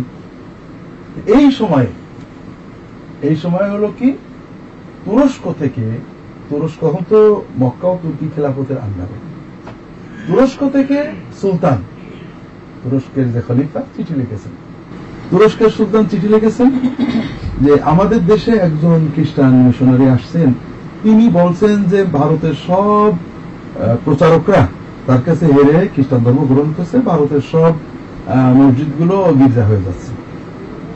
কি ফান্ডান নিজে। এখন বিষয়টা সত্যি কিনা জানেন, তখন তার মোবাইল ছিল না, তখন ইন্ডিয়াতে আমি খ্রিস্টান ধর্ম, আমার কাছে সব আলেমরা হেরে গেছে, তারা খ্রিস্টান হয়ে গেছে, এই কথা প্রচার হচ্ছে। এখন তো মোবাইল নেই, স্যাটেলাইট নেই, কিভাবে জানা যাবে? উনি মক্কায় লোক পাঠিয়েছেন, যারা মক্কায় ইন্ডিয়ান হাজি আছে তাদের কাছে একটু জিজ্ঞেস করেন। এই চিঠি আসলে মক্কার যে শরীফ ছিলেন তিনি ওই শেখ রাহলানকে দিয়েছেন। উনি ওই চিঠি পেয়ে বলছেন মক্কায় যার সাথে বলছিল তিনি তো আমার কাছেই আছেন। তখন শরীফ বলেছে, সুলতানকে খবর পাঠিয়েছে যে ওই দিন যার সাথে বলছিল তিনি এখন মক্কায় আছে, আমরা কি ওনাকে পাঠাবো কিনা, তো জলদি আমার মানে ইস্তাম্বুলে পাঠিয়ে দেন। তো উনি যখন ইস্তাম্বুলে যে পৌঁছালেন তখন দেখা গেল উনি চলে গেছেন, ফান্ডার চলে গেছেন, আর ইংল্যান্ডে চলে গেছেন, আর নেই। এখন তখন সুলতানের একটা ইতমিনান শক্তি, তো যাকে দেখে ফান্ডার পলাই, তার ভিতরে কিছু আছে, বলেন যে হুজুর আপনাকে আমি দিচ্ছি, আপনি আপনার এই যে এলেম, যে এলেমের কারণে ফান্ডার পালিয়ে গেলেন, এই এলেমটা বই লিখে দেন। তখন উনি প্রায় কয়েক মাস ধরে এই বইটা লেখেন, এবং তুরস্কের খলিফা এই বইটা উনি আরবিতে লেখেন, এবং এই বইটা তুরস্কের খলিফা ওই সময় ইতালি ভাষা, ইংরেজি ভাষা, জার্মান ভাষা, বিভিন্ন ভাষায় তর্জমা করে প্রচার করে দেন। বুঝতে পেরেছ? এইটা হলো এই বইয়ের ইতিহাস। বুঝতে পেরেছ? আল্লামা রহমতুল্লাহ কিরানবী এরপরে মক্কায় ফিরে আসেন। আসার পরে আল্লাহর ইচ্ছা, মানে খ্রিস্টান প্রচারকটা তাকে মেরেই ফেলতে চাইছিল, লক্ষ টাকা মাথার দাম দিয়েছে। আল্লাহর ইচ্ছা ওনার, এটা তো কলমের জিহাদ চলে গেল, এটা তো একটা অক্ষর বই। এরপরে উনি মক্কায় আছেন, ওই সময় বাংলার তোমরা ইতিহাস পড়বা ভারতীয়, কিন্তু উনি একটা বসিরহাটে, পশ্চিমবঙ্গের বসিরহাটে একজন মহিলা সাওলাতুন্নিসা জমিদার ছিলেন উনি। হ্যাঁ, উনি যে বাংলার মানুষ, বসিরহাটের মানুষ ছিলেন, জমিদার ছিলেন। উনি মক্কায় যে বললেন আমি একটা মাদ্রাসা করব, অক্ষ মাদ্রাসা। তাই কাকে কাকে শেষ মতো রহমতুল্লাহ কিরানবী দাওয়াত দিয়ে হলো। এটা হলো আরব দেশের প্রথম মাদ্রাসা, আরব দেশের প্রথম মাদ্রাসা। খেয়াল করে, এর আগে আরবদের মাদ্রাসা ছিল না। কি ছিল? আরবদের মসজিদ ভিত্তিক পড়া ছিল, কিন্তু ক্লাস বাই ক্লাস যে পড়া, এটা আরব দেশে ছিল। এটাও রহমতুল্লাহ কিরানবী প্রথম প্রতিষ্ঠা করে, এবং আরব দেশের যত বুদ্ধিজীবী, মানে গত 2 প্রজন্ম আগে অধিকাংশ সালাতিয়া মাদ্রাসার ছাত্র। এর পরে বসে জিদ্দা একটা মাদ্রাসা। এটা হলো এই জাহরুল হক লেখা মোটামুটি প্রেক্ষাপট, রহমতুল্লাহ কিরানবী কখন এই জাহরুল হক লেখা। এ ব্যাপারে তোমাদের কোনো প্রশ্ন? এখন এই জাহরুল হকটা কিনতে পাওয়া যায় না ইসলাম পার্টি। ইজাহারুল হকের ব্যাপারে একটা মজা আছে। ইজাহারুল হক যখন যেখানে যে ভাষায় ছাপা হয়েছে সেই ভাষাতেই ওই বইটার পাওয়া যায় না। বলা হয় যে খ্রিস্টান প্রচারকটা কিনে নষ্ট করে ফেলেন, বইটাতে কোনোভাবে ছাপা না হয় সেই চেষ্টা করেন। এটা ওই সময় ছাপা হয়ে যখন ইংরেজি, জার্মান, বিভিন্ন অনুবাদ হলো, ওই সময়ে বিভিন্ন পত্রিকায় রিভিউ লেখা হয়েছিল যে এই বইটা যদি মুসলমানদের হাতে থাকে, মুসলমানদেরকে কেউ আর খ্রিস্টান হবে না, এবং খ্রিস্টানরাই তাদের ধর্ম ত্যাগ করবে, যে মুসলমান হবে। এই জন্য এই বইটা প্রচারিত হোক, জনগণ সহজে পাক, এটা অনেকেই চান না। এখন কিভাবে কি করবো? কিতাবুল মুকাদ্দাস 21 নম্বর পৃষ্ঠা, এখানে বলা হয়েছে যে খ্রিস্টান গবেষকগণ একমত যে যিশুর তিরোধানের পরে 200 বছরের মধ্যে প্রচলিত ইঞ্জিলগুলির কোন নামও কোথাও পাওয়া যায় না। শেষে এসে বলা হয়েছে এটি কোনো বিতর্কিত তথ্য নয়, বরং সকল খ্রিস্টান কর্তৃক স্বীকৃত সত্য। তাহলে বরং সকল খ্রিস্টান কর্তৃক স্বীকৃত সত্য, এটা আমরা কিভাবে প্রমাণ করবো? আবার এখানে বলা হয়েছে মানে 200 বছর পর্যন্ত কেউ এটা জানতো না। পরের ছতে যে বলা হয়েছে যে 300 বছর পরে এটা সংকলিত, মানে এই খ্রিস্ট ধর্মটা। হ্যাঁ, ইঞ্জিলটা। এটা তোমরা এটা কি বুঝলাম যে ইঞ্জিলের ভিতরে যে বইগুলো আছে এগুলোর নাম প্রথম খ্রিস্ট শতাব্দী, দ্বিতীয় খ্রিস্ট শতাব্দীর কোন গবেষকের কাছে পাওয়া যাচ্ছে না, নামই পাওয়া যাচ্ছে না। বই তো দূরের কথা, এগুলোর নাম অনেক চিঠি তারা লিখেছেন, বই লিখেছেন, বইয়ের ভিতর লেখেননি লোকের লেখা ইঞ্জিলে এটা আছে বা ইউনের লেখা ইঞ্জিলে আছে, এরকম নেই। যখন থেকে নাম টাম শোনা যাচ্ছে, তারপরেও 100 বছর পরে তৃতীয় খ্রিস্টীয় শতাব্দীতে এসে এটা সংকলন শুরু হলো। কথা বুঝতে পেরেছি? আর এই কথাটা কোনো বিতর্কিত বিষয় নেই। যারা বাইবেল নিয়ে গবেষণা করেন সব জায়গায় তুমি পাবা। মুসলমানদের লেখা দরকার নেই, উইকিপিডিয়া কি মুসলমানদের লিখেছে? উইকিপিডিয়ার the dating of Bible, authorship of Bible, manuscripts of Bible, এরপরে এই জাতীয় যত বই আছে, যত আর্টিকেল আছে, সব আর্টিকেলে এগুলো লেখা আছে। প্রথম কখন এটা সংকলন শুরু হলো এবং এর প্রাচীনতম পাণ্ডুলিপি পাওয়া যায়, সর্বপ্রথম কে লুক লিখিত সুসমাচার বা যোহন লিখিত সুসমাচারের নাম উল্লেখ করলেন, এগুলো সব আছে। বুঝতে পেরেছি? এখানে মজার একটা তথ্য তোমাদের, খুবই মজার। তোমরা কিতাবুল মুকাদ্দাস বা বাইবেল যেটাই বলুক, এর দ্বিতীয় অংশটা হলো ইনজিল বলে তারা। হ্যাঁ, নতুন নিয়ম। কিন্তু নতুন নিয়ম না বলে তারা বলে ইনজিল শরীফ প্রথম খণ্ড, দ্বিতীয় খণ্ড, তৃতীয় খণ্ড। খণ্ড না বলে তারা লেখে সিপারা। হ্যাঁ হ্যাঁ, সিপারা মানে ছিল 30 পারা। এখন ওদের সব 30 নম্বর পারা। এখন ওরা ভুল বুঝতে পেরে কেটে দেয়, খণ্ড লেখে। এখন মূলত এটা সবই এক ধরনের প্রতারণাই। কারণ ইনজিল বলতে ইংরেজিতে গ্রিক ভাষায় প্রথম 4টি বোঝানো হয়, পরেরগুলো কেউ ইনজিল বলে না। এগুলোকে তারা পত্র বলে, অ্যাপোস্টল বলে, লেটার বলে। নতুন নিয়মে প্রথম 4টে বইয়ের নাম কি? ইনজিল। আর পরেরগুলো লিখেছেন কারা? পরেরগুলোর বড় একটা অংশ লিখেছেন সাধু পল। এটা কনফার্ম তিনি লিখেছেন। সাধু পলের নামে 14টা চিঠি আছে, তার ভিতরে কয়েকটাতে ওনার নাম লেখা আছে আর কয়েকটাতে নেই। একটা চিঠি এতকাল তার বলা হতো, ইদানিং বলা হচ্ছে তার না, স্বীকার করছে। এর ভিতরেও আছে, সেটা হলো ইব্রানি। তারা স্বীকার করছে যে এটা এতদিন আমরা ভুল ছিল। বাকিগুলোকে তারা বলেন সাধু পল লিখেছে। সাধু পল মারা গেছেন কবে? 67-62 বা এই ধরনের দিকে। সাধু পলের লেখা প্রমাণ করে যে তিনি ইনজিল নামে কিচ্ছু জানতেন না। তার ভিতরে যে সমস্ত কথা আছে ইনজিলের সাথে কন্ট্রাডিক্টরি। মনে করো তিনি বলছেন যে ইহুদি, নন জুইশ মানুষদের ভিতরে ধর্ম প্রচার করতে হবে। এই জন্য তিনি এবং পিটার পুরাতন নিয়ম থেকে উদ্ধৃতি দিচ্ছে। বিভিন্ন দেখেছো তোমরা ইসের ভিতরে, একটা প্রেরিত পুস্তকের ভিতরে এবং রোমিও সহ সাধু পলের বিভিন্ন পুস্তকে তিনি অনেক যুক্তি দিচ্ছেন, উদ্ধৃতি দিচ্ছেন। পুরাতন নিয়মের বিভিন্ন বক্তব্য দিয়ে ডানিটা বামে টেনে বিভিন্ন ঘুরিয়ে ফিরে বলছেন যে যারা ইহুদি না তাদেরকেও আমাদের ধর্ম শিক্ষা দিতে হবে। মজা হলো তোমার কি বলে, মথির সুসমাচার, মার্কের সুসমাচার, লুকের সুসমাচার, যোহনের সুসমাচার, সব জায়গায় বলা হচ্ছে যীশু খ্রিস্ট মৃত থেকে জীবিত হওয়ার পরে বলছে সারা দুনিয়ায় সবার কাছে খ্রিস্ট ধর্ম প্রচার করে। ঠিক আছে না? আচ্ছা, এই কথাটা, এই ইনজিলটা যদি সাধু পলের জানা থাকতো তাহলে উনি যীশু খ্রিস্টের দলিল না দিয়ে উনি এত ঘুরে রানী বাই করছেন কি জন্য? কথা বুঝতে পারেনি? ভালো কথা। লুক লিখিত মথির সমাচারের লেখক মথি, এরপরে তোমার লুকের সুসমাচারের লেখক লুক, মার্ক তারা বলেন মার্ক যিনি শিষ্য ছিলেন, যোহন তো যোহন। এই মার্ক, যোহন এবং মথি সহ সবাই মিলে 50 খ্রিস্টাব্দের দিকে জেরুজালেমে একটা মহাসম্মেলন করে। প্রশ্ন ছিল অচিহ্নত খতনাবিহীন মানুষদেরকে খ্রিস্ট ধর্মের দাওয়াত দিয়ে দেবে কিনা। অনেক দলিল আদিল্লাহ দিচ্ছে। একজনে বলছে না যে আমাদেরকে যীশু খ্রিস্ট জীবিত হয়ে ওঠার পরে যে বলে গেলেন না সবাইকে দিতে হবে। একজন বলছে, কেউ পক্ষে, কেউ বিপক্ষে, কেউ বলতে দিতে হবে, কেউ দেওয়া যাবে না, এটা না যায়। কিন্তু যে তারা বলছে, ইনজিলে লেখা আছে যীশু খ্রিস্ট কবরের থেকে উঠে একটা কথাই বলে গেছে। আচ্ছা মনে করো যে যীশু খ্রিস্ট কবরের থেকে উঠে একটা কথা বলে চলে গেলেন 33 খ্রিস্টাব্দে, আর 34 থেকে 50 পর্যন্ত ঝগড়া হচ্ছে ওদের দেবো কিনা, একদিনে ভুলে গেলেন সবাই। হ্যাঁ, কথাটা বুঝতে পারছো না? আচ্ছা গুড। এইবার এসো, যিশু সাধুপাল দাবি করছে সবকিছু খাওয়া যায়, হারাম বলে কোনো জিনিস নেই, যা কিছু পেটে গেলে ভালো হয়ে যাবে, নিয়ে ভালো থাকলে। এর পক্ষে উনি অনেক যুক্তি দিচ্ছে।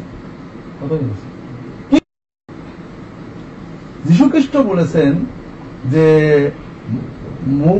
মুখ দিয়ে যা যায় তা মানুষকে নাপাক করে না, মুখ দিয়ে যেটা বেরোয় তাই মানুষকে নাপাক করে। এটা তো পলের একটা বড় দলিল হওয়া দরকার ছিল। যিশন প্রভু যিশু বলেছেন যে মুখ দিয়ে কাজেই তোমার, যে উনি অনেক ঘুরিয়ে ঘুরিয়ে দলিল দিয়েছেন, কিন্তু যিশুর এই বক্তব্যটাকে উনি দলিল দিলেন। তার মানে এটা উনি জানতেন না। কথা বলেছেন, উনি চিরকুমার থাকার বলেছেন, অনেক লিখেছেন যে বিয়ে না করা বলো, বিয়ে না করলে উত্তম, বিয়ে না করে আমি ঈশ্বর পেয়েছি, বিয়ে আমি মানে ঠিক পেয়েছি, সবাই আমার মতো হওয়া, অনেক বলেছেন, ঠিক না? যিশু চিরকুমার ছিলেন এটা তার জানা ছিল, অর্থাৎ যিশু জীবনেও তিনি জানতেন। তা জানলে তো বলতেন যে প্রভু যিশুর মতো, উনি আমার মতো বলতেন নাকি? উনি সব তো যিশুর নামেই করছেন। যিশুর বক্তব্য আছে, ঈশ্বরের জন্য খোঁজা হোক, যে পারে সেই হয়, তারপরে না বিয়ে না করে থাকবে, আছে না?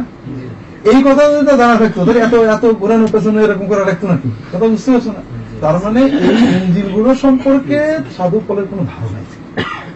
এইবার আসো, যাকব বা ইয়াকুব বা জেমস চিঠি লেখছে, জেমস লিখেছেন পলের বিরুদ্ধে, যাকবের একটা চিঠি আছে।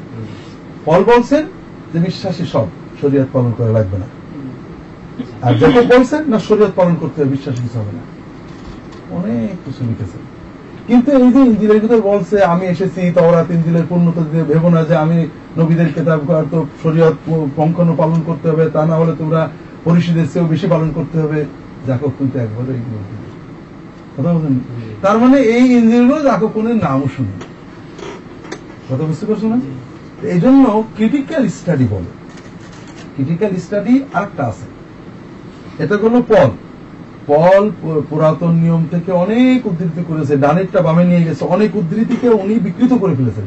মূল পুরাতন নিয়মে যা আছে উনি তার সাথে অনেক কথা ঢুকিয়ে নিজেদের গ্রহণ করেছেন, কিন্তু যীশু খ্রিস্টের বচন থেকে, যীশু খ্রিস্টের বক্তব্য থেকে, সায়েন্স থেকে একটা উদ্ধৃতি, অথচ ওই পয়েন্টে যীশু খ্রিস্টের বক্তব্য ইনজিলে রয়েছে।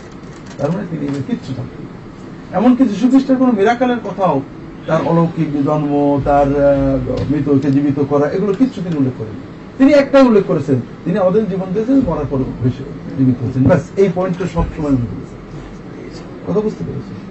এটা এরপরে তোমরা নাম জানো না, ক্লিমেন্ট অব রোম।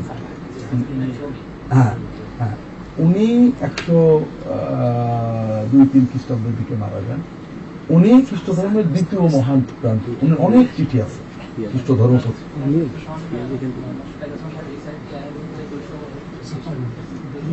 ক্লিমেন্ট কয়েকজন আছে, তার ভিতরে রোমের ক্লিমেন্ট, যিনি রোমের 3য়-4র্থ বিশপ ছিলেন, উনি একদিন পরে আরো আছে। যাই হোক, রোমের ক্লিমেন্ট হলেন, হ্যাঁ 200 হতে পারে, আমি একটু মনে নেই। রোমের ক্লিমেন্ট অনেক চিঠি আছে, যার কিছু চিঠি এই নতুন নিয়মের ভিতরে অন্তর্ভুক্ত আছে, অনেক প্রাচীন পাণ্ডুলিপিতে। পলের চিঠির পাশাপাশি ক্লিমেন্টের চিঠি এর ভিতরে অন্তর্ভুক্ত আছে অনেক পাণ্ডুলিপিতে। প্রাচীন যুগে অনেকেই ওগুলো বাইবেলের অন্তর্ভুক্ত মনে করত। উনি ওনার ধর্ম প্রমাণের জন্য পুরাতন নিয়ম থেকে শত শত উদাহরণ দিয়েছেন, কিন্তু নতুন নিয়মের একটা কোটেশন। তার মানে উনি নতুন নিয়মগুলোকে জানতেন, ওনার সময় নতুন নিয়ম ছিল।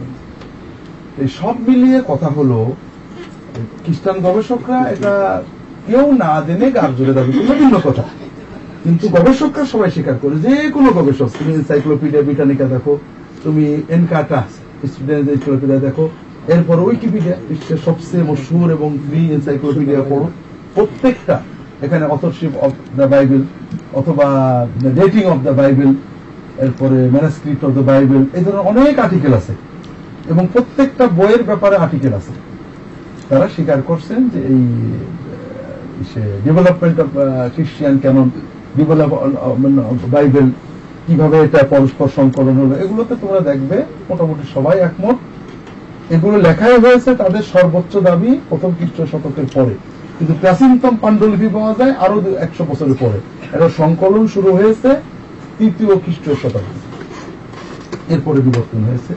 আর সবচেয়ে বড় হলো এই 3য় শতাব্দীর কোনো পাণ্ডুলিপি পাওয়া যায় না, বুঝতে পেরেছি? অনেক পরে এসে কিছু পাণ্ডুলিপি পাওয়া যায়, ভাঙাচুরা টুকরো কিছু পাওয়া যায়।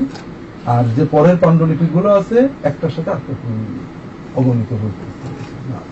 আমরা আগে যে আলোচনা করলাম ওই বিষয়ে তোমাদের নতুন কোনো প্রশ্ন নেই। আমরা এবার নতুন একটা প্রসঙ্গ আলোচনা করে এরপরে ঝাড়ুলকে যাব। সেটা হলো এই ঝাড়ুলক পড়ার আগে তোমরা তুলনামূলক ধর্ম, খ্রিস্ট ধর্ম, বাইবেল ইত্যাদি বিষয়ে ছোট একটা বই পড়েছো। বইটা হলো কিতাবুল মুকাদ্দাস, ইনজিল শরীফ ও ইসাই ধর্ম। যেহেতু এই বইটার পরে আমরা এই ঝাড়ুলকটা পড়তে যাচ্ছি, এই বইটা প্রসঙ্গেও আমরা একটু রিভিউ করে, ইনভেস্টিগেশন করে, পর্যালোচনা করে এরপর আমরা এই ঝাড়ুলকে যেতে যাচ্ছি।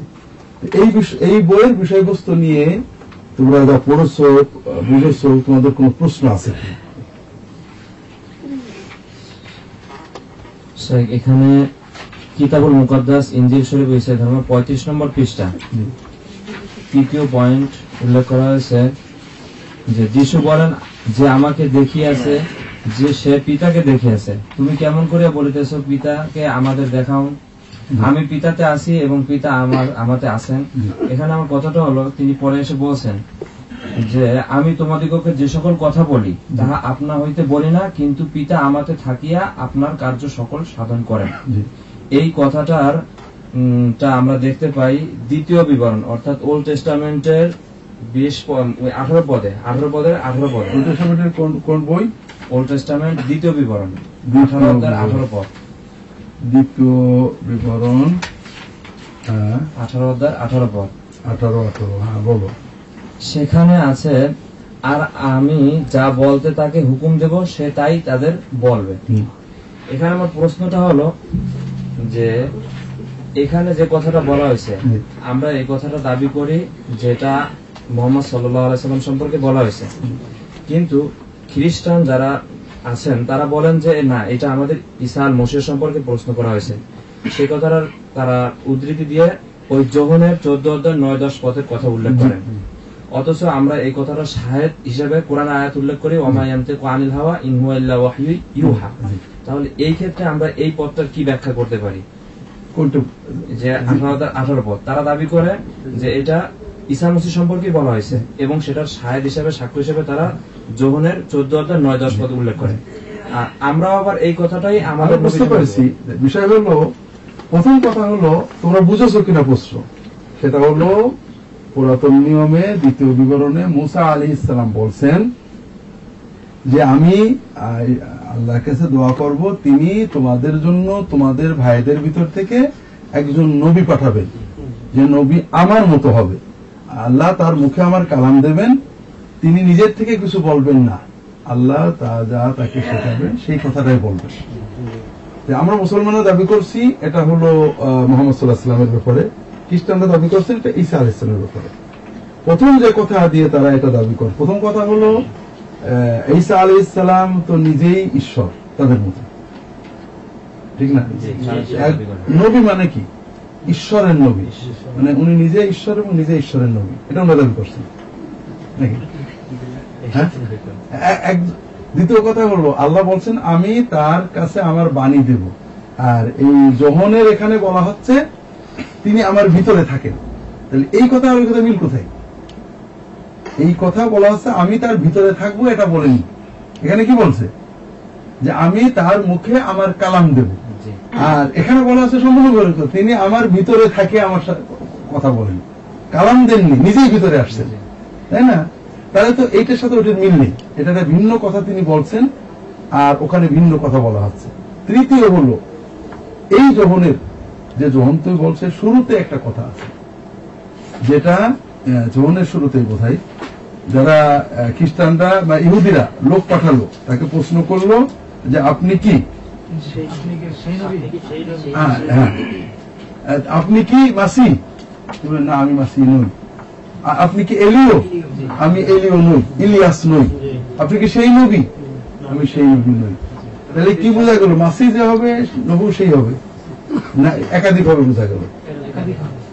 কথা বুঝতে পারোনি? ইহুদি ট্র্যাডিশন অনুযায়ী তারা একজন মাসি, একজন এলিও এবং একজন নবীর অপেক্ষা করছে। আখেরি নবী, আখেরি মাসি এবং এলিও। এলিওটা হলো ভিন্ন একটা মজার জিনিস। সেটা হলো ইলিয়াস। বাইবেলের পুরাতন নিয়ম আছে ইলিয়াসকে আগুনের রথে করে একসঙ্গে নিয়ে যাওয়া হয়। আর পরবর্তী বই সমস্ত মিখাই বা এরকম বইয়ে আছে যে কিয়ামতের আগে উনি আবার নেমে আসবে। কথা বুঝতে পেরেছ? এই জন্য ইহুদিরা 3 জনের অপেক্ষা করত। একজনের মাসি, মসি আমাদের এসে রাষ্ট্র উদ্ধার করে দেবে। আরেকজন মসির আগে কে আসবে? এলিও। আরেকজন শেষ নবী আসবে। তাহলে একই ব্যক্তি 3 জন হয় কি করে? হ্যাঁ, তারা তো 3 জনের অপেক্ষা করত। এটা খুব ক্লিয়ার। কাজেই তিনি ওই আমি সেই নবী কখনোই দাবি করেননি যীশু খ্রিস্ট। তিনি দাবি করেন তিনি মাসি, বুঝেছ? আর ইহুদিরা নবী হিসেবে অন্য আরেকজনে আশা করত। তো কখনো তারা মনে করছে এই বোধহয় সেই নবী, কেউ বলেছে এইটা মাসি। দুজন এক হবে তারা কখনো মনে করত না। আর খ্রিস্টানরা আর এক পদে গিয়েছেন, তিনি ঈশ্বর, তিনি মাসি, তিনিই নবী। আর দুই বাদ থাকলো না। নিজে ঈশ্বর, নিজে ঈশ্বরের নবী হয় কি করে? কথা বুঝতে পারো না?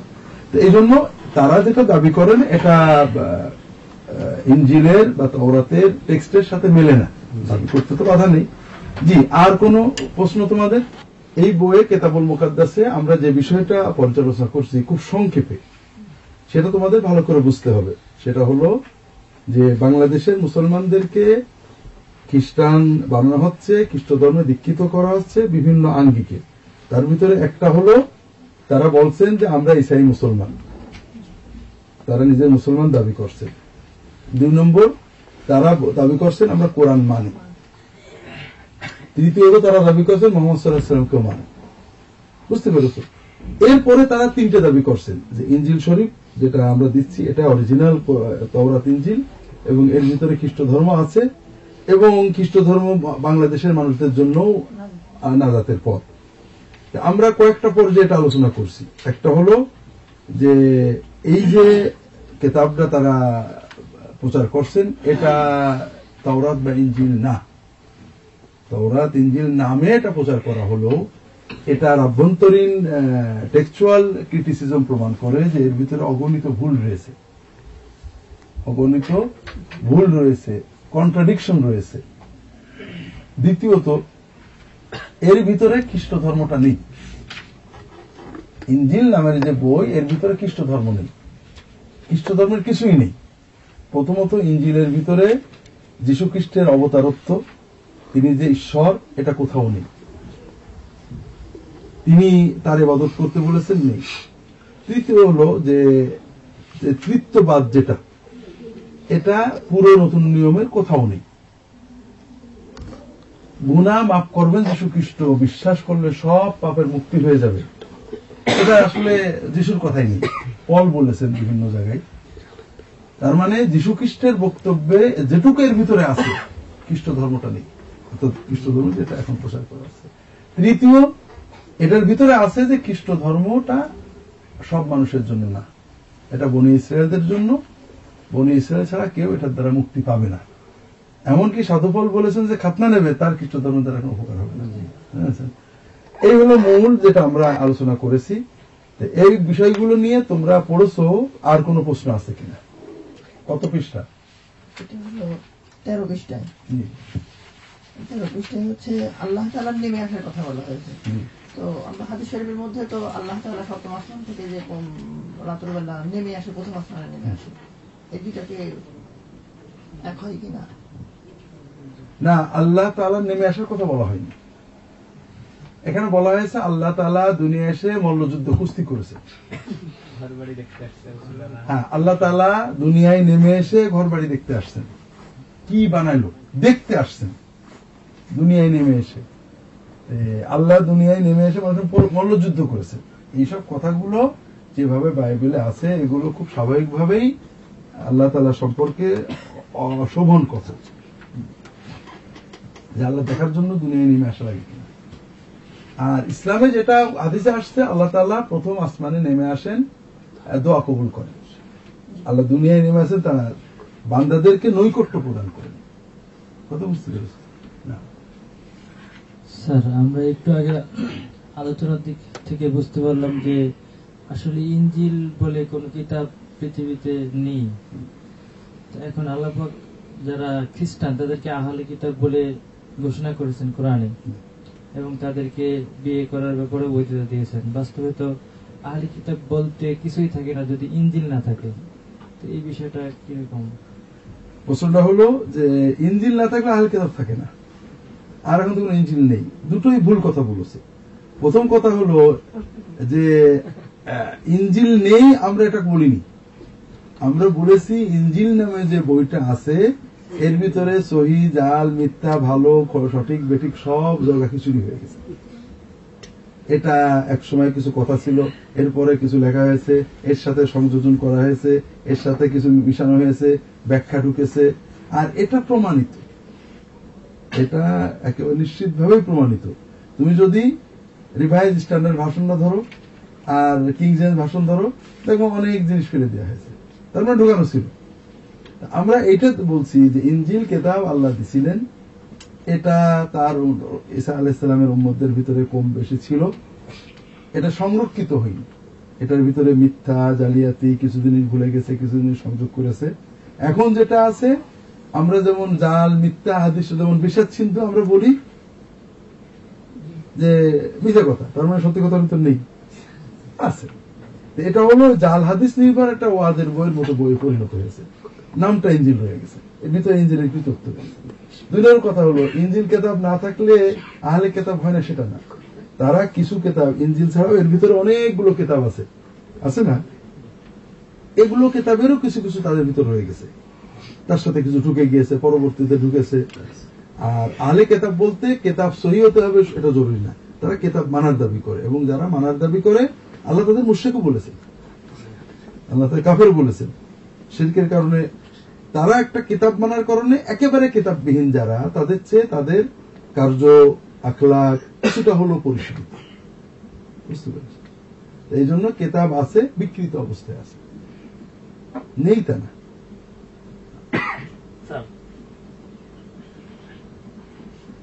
আর প্রশ্ন হলো যে কোন এক দর্শে, মানে এখানে বা অন্য কোথাও মনে করছি না, ভালো করে শুনছি যে নবী যখন মৃত্যুবরণ করেছেন সেই সাথে কিতাবগুলো উঠে গেছে।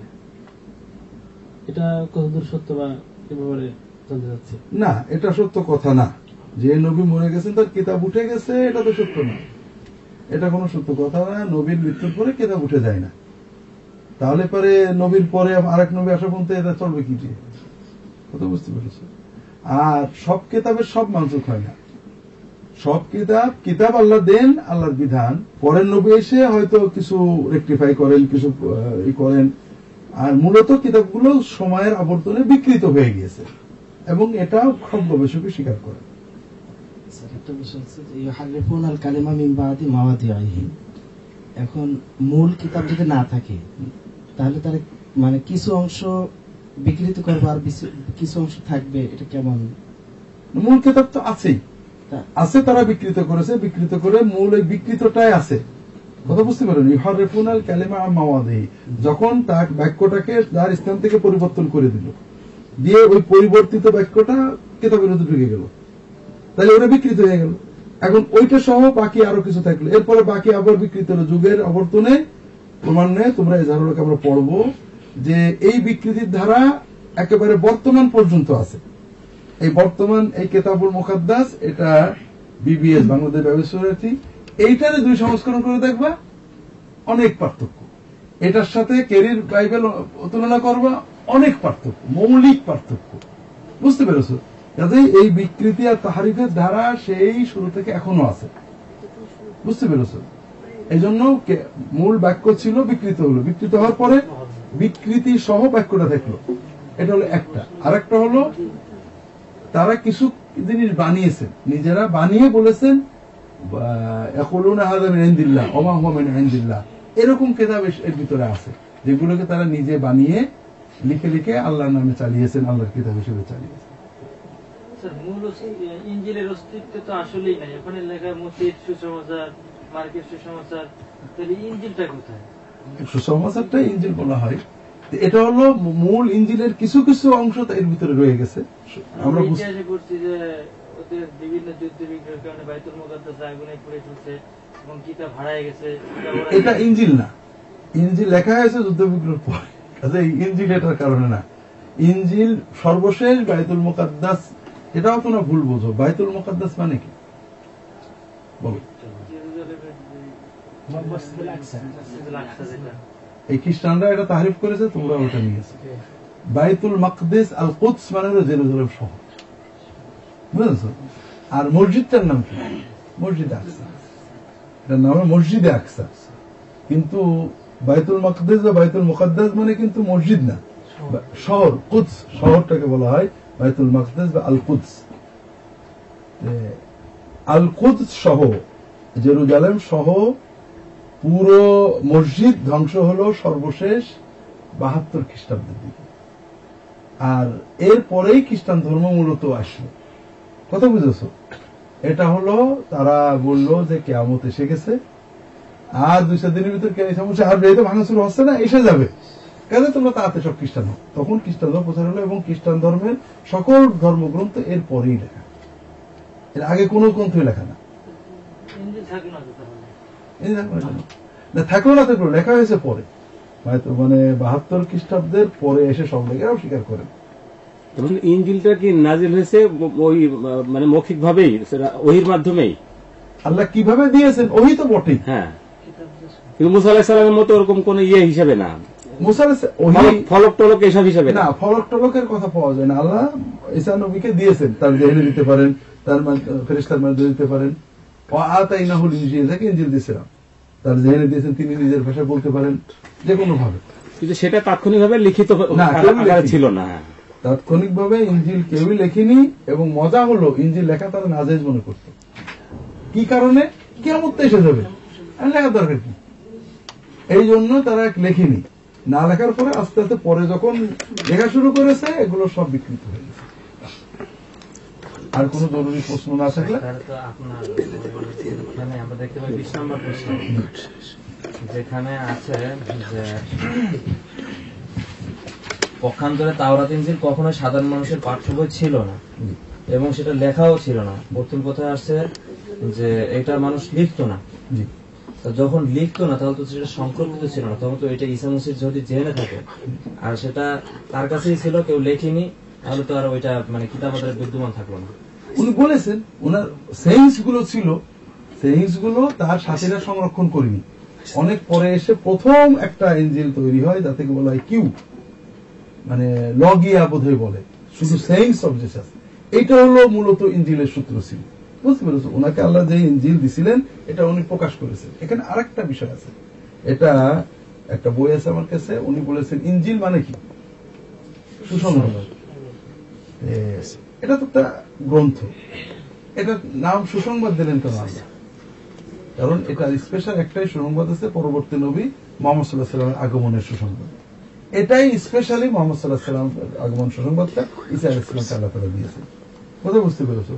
তার কথাগুলো মূলত ইনজিল, তিনি যে কথাগুলো শিক্ষা দিয়েছেন, আল্লাহ থেকে দিয়েছেন, তিনি মুখ দিয়ে বলেছেন, এগুলো আর শিষ্যরা লেখেনি, তারা লেখেননি। এটা বলতে গেলে তো লম্বা সময় লাগবে, তোমাদের একটু বলি।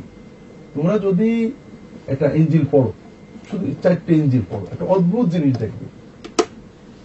ঈসা আলাইহিস সালাম তিনি ধর্ম প্রচার করেছেন কতদিন জানো? সিনপটিক অর্থাৎ মথি, মার্ক এবং লুক, এদের মতে 1 বছর, আর যোহনের মতে 3 বছর, যেটাই করে থাকে। ডেসক্রিপশনটা হলো তিনি এসে হাজার হাজার কেরামত দেখাচ্ছেন, অলৌকিক কাজ, মানুষ দলে দলে তার পিছনে আসছে, মসিহ এসে গেছে, আমাদের রাজা এসে গেছেন, আমাদের মুক্তি আসন্ন। এরপরে আবার যিশুর শিষ্যরা তার মসি বলে বিশ্বাস করছেন, তিনি বলেছেন আমি সেই মসি, আমাকে মরার পরে আবার উঠতে হবে, কথা ঠিক আছে, আমাকে অত্যাচারিত হতে হবে। এইভাবে 1 বছর বা 3 বছর যাই চললো। তারা সবাই বসে আছেন যে কখন রাজত্ব আসবে, মসির রাজত্ব হবে। হঠাৎ পুলিশে তাকে ধরল। তারপরে কি হলো? কিন্তু শিষ্যরা, আমার প্রশ্ন হলো শিষ্যরা যে লেখবেন, লেখার প্রশ্ন হচ্ছে শিষ্যরা যে লেখবেন, আগে তাদের অবস্থাটা দেখো। যখন যিশুকে ক্রুশে ধরলো, তার আগের ঘটনায় যিশু বাগানে বসে কাঁদছেন, শিশুদেরকে বললেন যে তোমরা একটু অপেক্ষা করো, ঘুমায়ো না, আমি একটু দোয়া করি, আল্লাহ বাবা যদি সম্ভব হয় এই পিয়ালা আমাকে দিও না, তোমার ইচ্ছা আমার কিছু না হোক। এখন তারা বলেন যে যিশু মরার জন্য আসছিলেন, কিন্তু উনি মরতে ইচ্ছুক ছিলেন না, কান্নাকাটা করছিলেন। কিন্তু এটা আমাদের বিষয় নয়, বিষয় হলো শিষ্যরা কি করলেন? ঘুমায় পড়লেন। বড় অদ্ভুত ব্যাপার। এখানে প্রবলেমটা হলো যে উনি এত অলৌকিক কর্ম দেখালেন, এত ভালোবাসলেন, তার এত কিছু খাইলেন, তারপরে তিনি তার চোখে পানি পড়ছে, মনটা ভালো মনে হচ্ছে, রক্ত পড়ে যাচ্ছে চোখের পানি দিয়ে, কিন্তু তাদের ভিতরে কোনো অনুভূতি নেই, ঘুমায় পড়ছে। আচ্ছা বলো তো, তোমার গুরু উস্তাদ খুব কান্নাকাটা করছে, দেখছো মন খারাপ, তুমি ঘুমাতে পারবা? ঘুমাবে? তোমার ঘুমাতে চেষ্টা করবো। আর যদি গুরু বলে বাবা তোমরা ঘুমা, আমি তুমি কাতরাচ্ছেন, যত্ন তুমি বললেও ঘুম আসবে না। আর সেখানে উনি বলে গেলেন যে তোমরা ঘুমায়ও না, কিন্তু তারা ঘুমিয়ে পড়লেন। ভালো কথা। এরপরে যখন পুলিশেরা ধরলো এবং ইহুদিরা এসে ধরলো, তখন তারা কি করলেন? পলাই গেলেন। অস্বীকারটা পরে এসো। তো প্রথম রিয়াকশনটা কি ছিল? যিশু তাদেরকে বলেছেন তোমরা অস্ত্র বের করো না, কিন্তু পালিয়ে যেতে বলেননি। তারা তো আশেপাশে থাকবে। সবাই পালিয়ে গেলেন। কেমন পালালেন? ন্যাংটো হয়ে পালিয়ে গেলেন। ন্যাংটো পালিয়ে গেলেন না? তাহলে এখন যিশুর প্রতি বিশ্বাসের অবস্থাটা দেখো। এরপরে আরো কঠিন বিষয়, যিশু তাদের কি বলেছেন? অন্তত 12-13 জায়গায় আসছে যে এই ঘটনার আগে উনি বলেছেন আমি মরবো, 3 দিন পরে উঠবো, আমাকে অত্যাচার করা হবে, কবর দেওয়া হবে, কবর থেকে 3 দিন পরে উঠবো। সবাইকে বলেছেন। এখন মরার সময় না পুলিশে পলালো। পিতর বলল যে আল্লাহর কসম আমি ওনাকে চিনি না ইত্যাদি বলল। 3 বার অস্বীকার করলো। এখন মনে করে যে যারা এইটুক বিশ্বাস নেই তারা কি লিখেছে, কথা বুঝতে পেরেছি।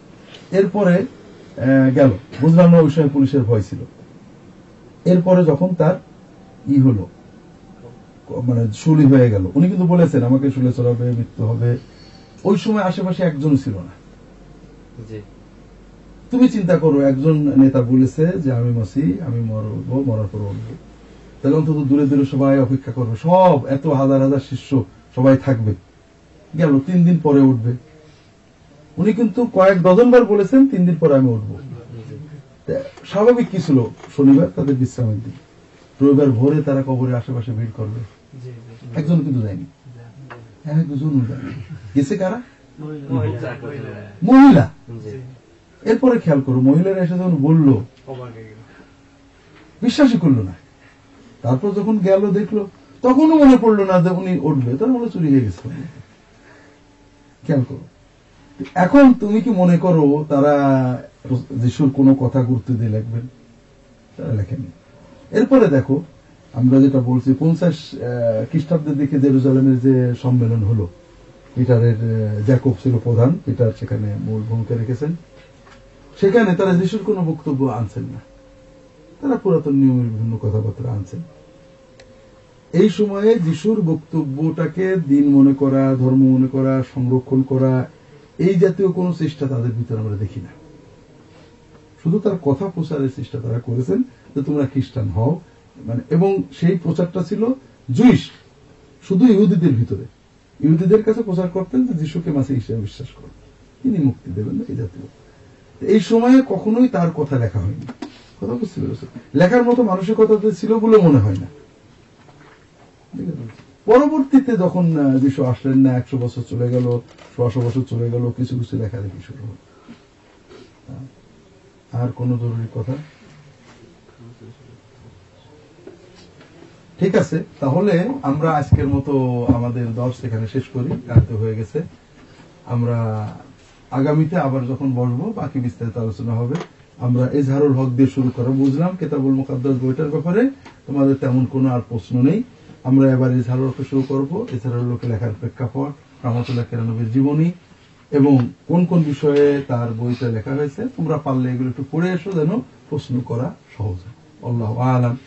সুবহানাকা আল্লাহুম্মা ওয়া বিহামদিকা আশহাদু আল্লা ইলাহা ইল্লা আনতা আস্তাগফিরুকা ওয়া আতুবু ইলাইক। আল্লাহুম্মা সাল্লি আলা মুহাম্মাদ ওয়া আলা আলিহি।